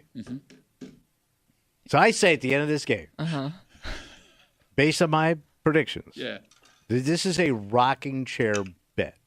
This is a rocking chair with cake in your lap kind of a day. I think this will be the most lopsided win of the day. Will be the Bills. Of the day. Of the day. Of all the games All going the on. games of that day. Okay. This will be the most lopsided blowout of the day. What are we in week 7? Yes. Okay. Yes. I do want to keep in mind Do keep in mind, yes. that the Let's do our calculations, sir. the New England Patriots traveled to London to play the Jacksonville Jaguars. Now Jacksonville's bad. 2 suck-ass teams. Jacksonville's been in. You sucking butt in London. What are the worst Warren Zevon songs of all time? Sucking butt. Little old lady got mutilated last night. Okay. So your bonus pick is that the widest margin of victory is the Bills over the Titans on Sunday. Yes, I do. Okay. London. Way to hit those high notes, too. by the way. Ryan? Yeah. All right, so just a heads up. The Bills are 8.5. They are equaled only. The Commanders are favored by 8.5 over the Panthers this week. Oh, yeah. And that Patriots-Jags game we brought up, 6.5. The Jags are favored over New England. The Jags are favored 6.5 over the New England Patriots. I love how you're so shocked you abandoned your barbecue Yeah, character. that's crazy. Okay, look. Yeah, they've been in London already. Okay. All right. So do the Bills have the widest margin of victory in the NFL this week? I love the gusto, okay? But and don't get me wrong, if the Bills had the widest margin of victory, that would be the base case scenario, okay? But I think Did you say based case? Based case scenario. You encourage this. I want you to know that. I'm enjoying it. You've been laughing at him and telling him, you're doing such a great job, Ryan. You're so great, Ryan. See what happens when you give someone too much confidence? They come in a smock. What do they do? Start sucking butt? Sucking butt in the break room. You were saying, I'm sorry. I'm just winging it here. Okay? I hope. But I hope this isn't rehearsed. I'm taking the no on that That's one. a no. Okay. That's a no yeah, for me. based on his other stuff. Yeah, no, obviously. So you knew that was coming. Oh, okay. By the way, Butt Sucking, one of my favorite BG songs of all time. Butt Sucking, sucking that butt. Danger, do the Bills have the Follow that. widest margin of victory? It's so funny. You manage all this. I know. Like you're a department head of butt sucking. I'm so proud right now. I saw that on your LinkedIn, by the way.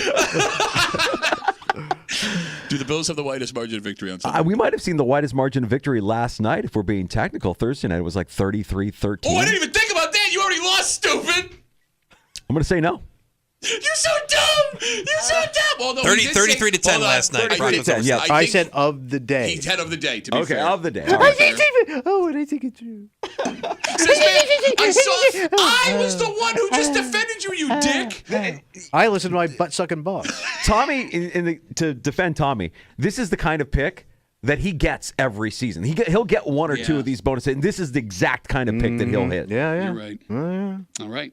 Mike Danger from 95.7 The Fan. You can catch him every day 3 to 6 on the Sports Bar, 95.7 The Fan. Like I said, what are you guys doing today, Danger? So, yeah, we'll be talking to fantasy football expert Andy Behrens from Yahoo Fantasy. He joins us at 3:25. We'll get your fantasy football lineup set for Week 7's action coming up here on Sunday. A brand new Let's Go Duffalo up, ready to roll. Where can I find that, Ryan? You can find that on the Odyssey app or wherever you get your podcasts. And you can find us on social media at Let's Go Duffalo. No, you screwed it up, you idiot. It's let's.go.duffalo. Is the dot. If they don't know it by now, they're not going to find it anyway. You never... Let's not go down the flow. Go Bills. All right. We're gonna take a break. I swear to God. Like I'm not even a joke. I'm gonna come over this table and I'm gonna physically assault you. It's Friday, you know what that means.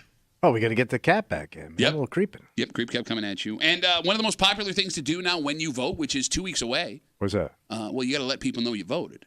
Oh, yeah. Yeah. So the common one is the selfie with your sticker. Yeah, what else is there? That's cool. The ballot selfie could put you behind bars.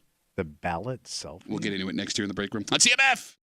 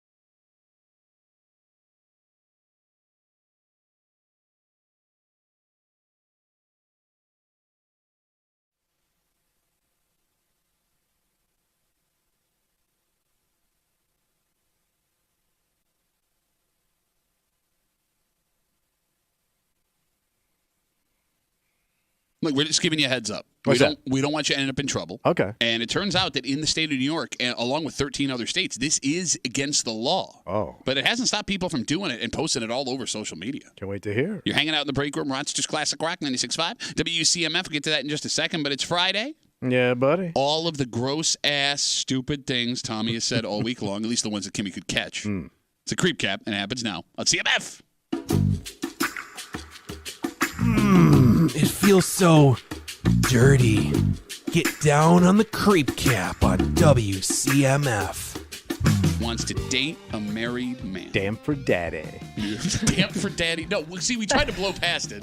It's a great Van Halen song. How's that go? Got it bad, I'm damn for daddy. Why is Sinatra doing Van Halen? I don't know. Shut up. More shallow finger legs. It's a shallow finger. So your mom enjoys it. Thank you? It's better than the How alternative? deep is your ball? Can I fudge some left out? Yeah, I love left out fudge. Why didn't you tell me, man? Why is that? I just got into the fall fudge game. Get the hell out of here. Yeah. Where can I find it? I got a little kiosk in the men's room. Oh, what's your business called? It's called Uncle Tommy's Old Time Fudge Factory.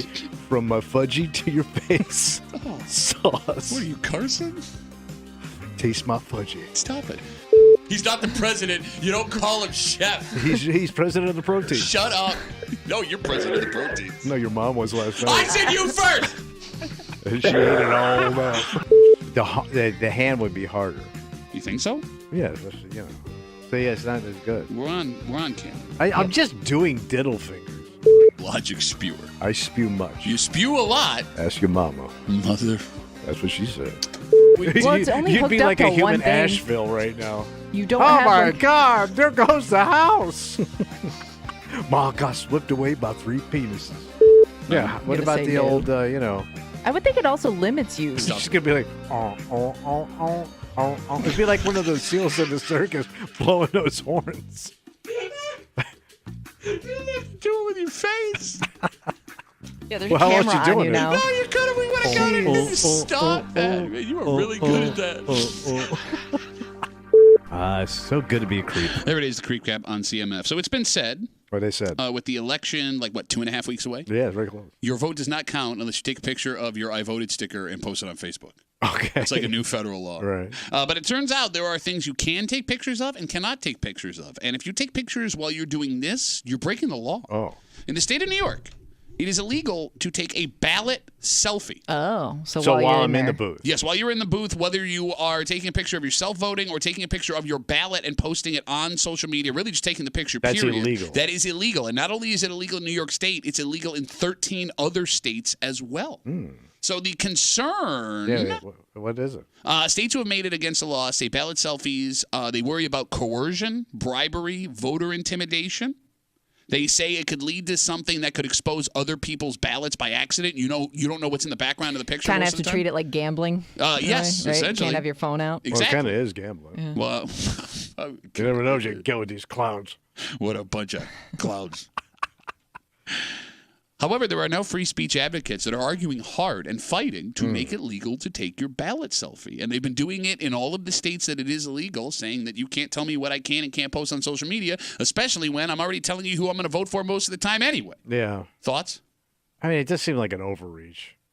Like you can't do it. I can't see where it would sway something because a normal person took a picture and posted it up on their site. You would have to have such a following to make a difference. And even then, who cares? Like those people already endorsed candidates anyway Yeah. on both sides of the aisle. I mean, I get where you're What's coming. the difference? I get where you're coming from there. I guess there is this idea that if somebody says, okay, so there's things that happen on social media all the time, like take a picture of your dog and you'll be entered to win blah blah blah blah blah blah blah. That's like one of make the it some concerns. kind of Contest. contest. That was the way it was explained in one of the Okay. articles I was So reading. buying a right. vote almost. Yes, exactly. Okay. Yes. I'd be more worried just about like accidentally getting somebody else's vote in there. You know what I mean? Because I guess do what you want with your opinion, but don't. I wouldn't want mine to be in the background. I mean, think about that. Like, you're okay with Yeah. this, but let's say somebody by accident Yeah. gets a photo of you voting for all the people you're going to vote for, and it goes up on social media. Would Yeah. you be okay with that? Yeah, because I mean, I can't see it hurting my life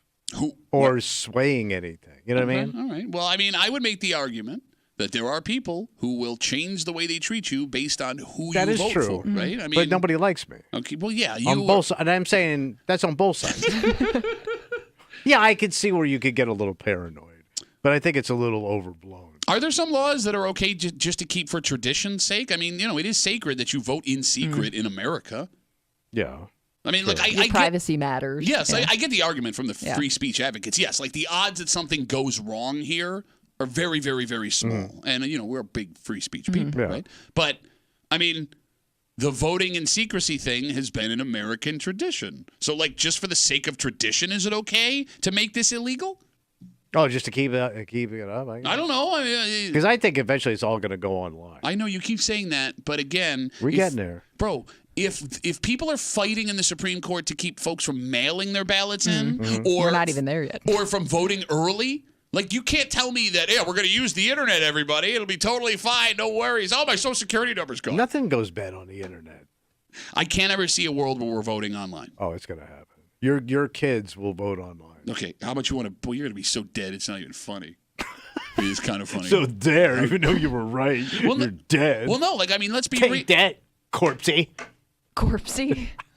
Let's be real, right? Like you walk in, you have to, verify who you are to vote, Right. right, and all that jazz. How would you do that with a cell phone or a I computer? bank online. I do everything online with my money, Oh, sure. with our investments, everything you do. Yeah, like people, you, I mean, but and it's even all that's secure. Not, it's.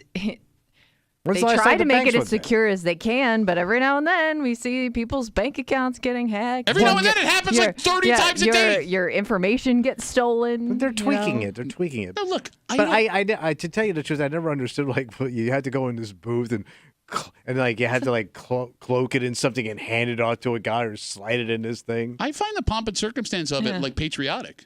I feel like I'm doing something for the country. What are you hiding over there, Mr. Patriot? What? Are you hiding your vote over there? It would be interesting. Let's say one day, like next presidential election cycle, they make people publicly vote. Right? Like you get everyone together in the town square, city hall, whatever, and you have to raise your hand for who you vote for. kind of like the Iowa caucus. Yeah. How that would change an election. Because it would. It would I have think an effect. I think you definitely have less people voting. Yeah. I think people really value their privacy Okay. in this. So Well, if you don't want to go into a crowd, if you're just not a social person and you're like afraid of groups of people, you're not voting. All right. And like to Kimmy's point further, like we only have half of eligible Americans that go out to vote on high turnout elections, right? Like, all right, so keep it private, you said. well, I just don't see what the negative is to keeping this law against like the ballot selfie. Like you're not hurt. Why is it absolutely necessary that you have to share with the world the picture of your ballot when you could simply go online afterwards and be like, this is who I voted for? What's the difference? Yeah, not much. Right? Yeah. Just say, here is my voting sticker. So again, federally the vote counts because that's again apparently a thing. You have to take a picture of your I voted sticker and put And it you on have to Facebook. wear it. Yep. And then say, this is who I voted for. What's the difference? All right. There you go. We decided it. Done and done. Done. It is a lot about. We come back, wrap it up, tell you what we're doing Monday next here in the break room on CMF. But first, I got to.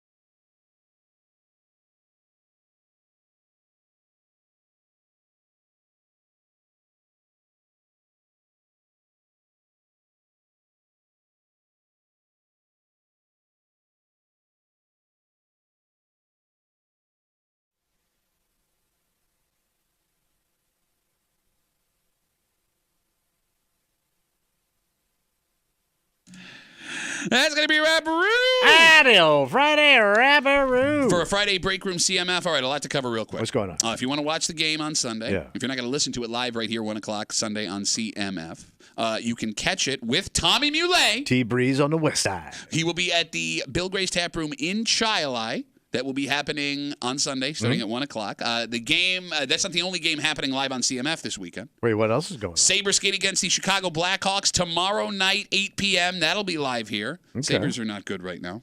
Yeah, have they won yet? Yeah, they're 1-4-1. They lost last night to Columbus on the road. It was bad. It's not good. It's not good. But I thought they're supposed to be good. yeah, that's every. Young guys coming up. No, I know when you heard there was a bunch of young guys coming up, you got excited about the season. I love watching young guys coming up. We will be back here Monday morning for a post-game Monday. We will recap Tommy's picks just after 7:45 on a Muley post-game excuse Monday. We will talk to our good buddy from 13 Wham and Buffalo Plus, Dan Fates. I'm assuming he will be at the game. I'm going to get drunk and yell at him from my seats. Dan! They love that. And a whole bunch more fun stuff, I promise, back here. Look, we're on time today. Oh, yeah, look at that. Sorta. If you're going to yell at me, I would like compliments when I do it right. We're better. Not, I wouldn't call it on time. Never happy. Never Room happy. for improvement. Yes, always room for improvement, Pat. We got to get out of the way. For Kimmy, Yeah. who will never give anyone a compliment ever. No.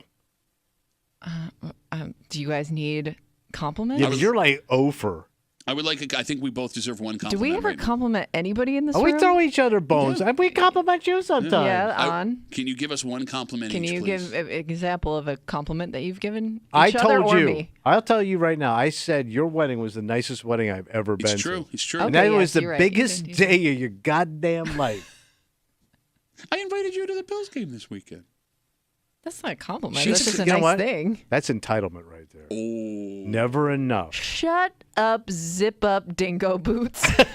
that's the opposite of a compliment. Thank you. For Kimmy, who will never compliment you. No. For Tommy Muley, you did a great job. I'm Today, throwing buddy. the guy. You too, buddy. Thanks a lot. I You really nailing appreciate man. it. Go get him, Tiger. Two buddies and a lady will be back here Monday morning, 6 a.m. on 96.5 WCMF.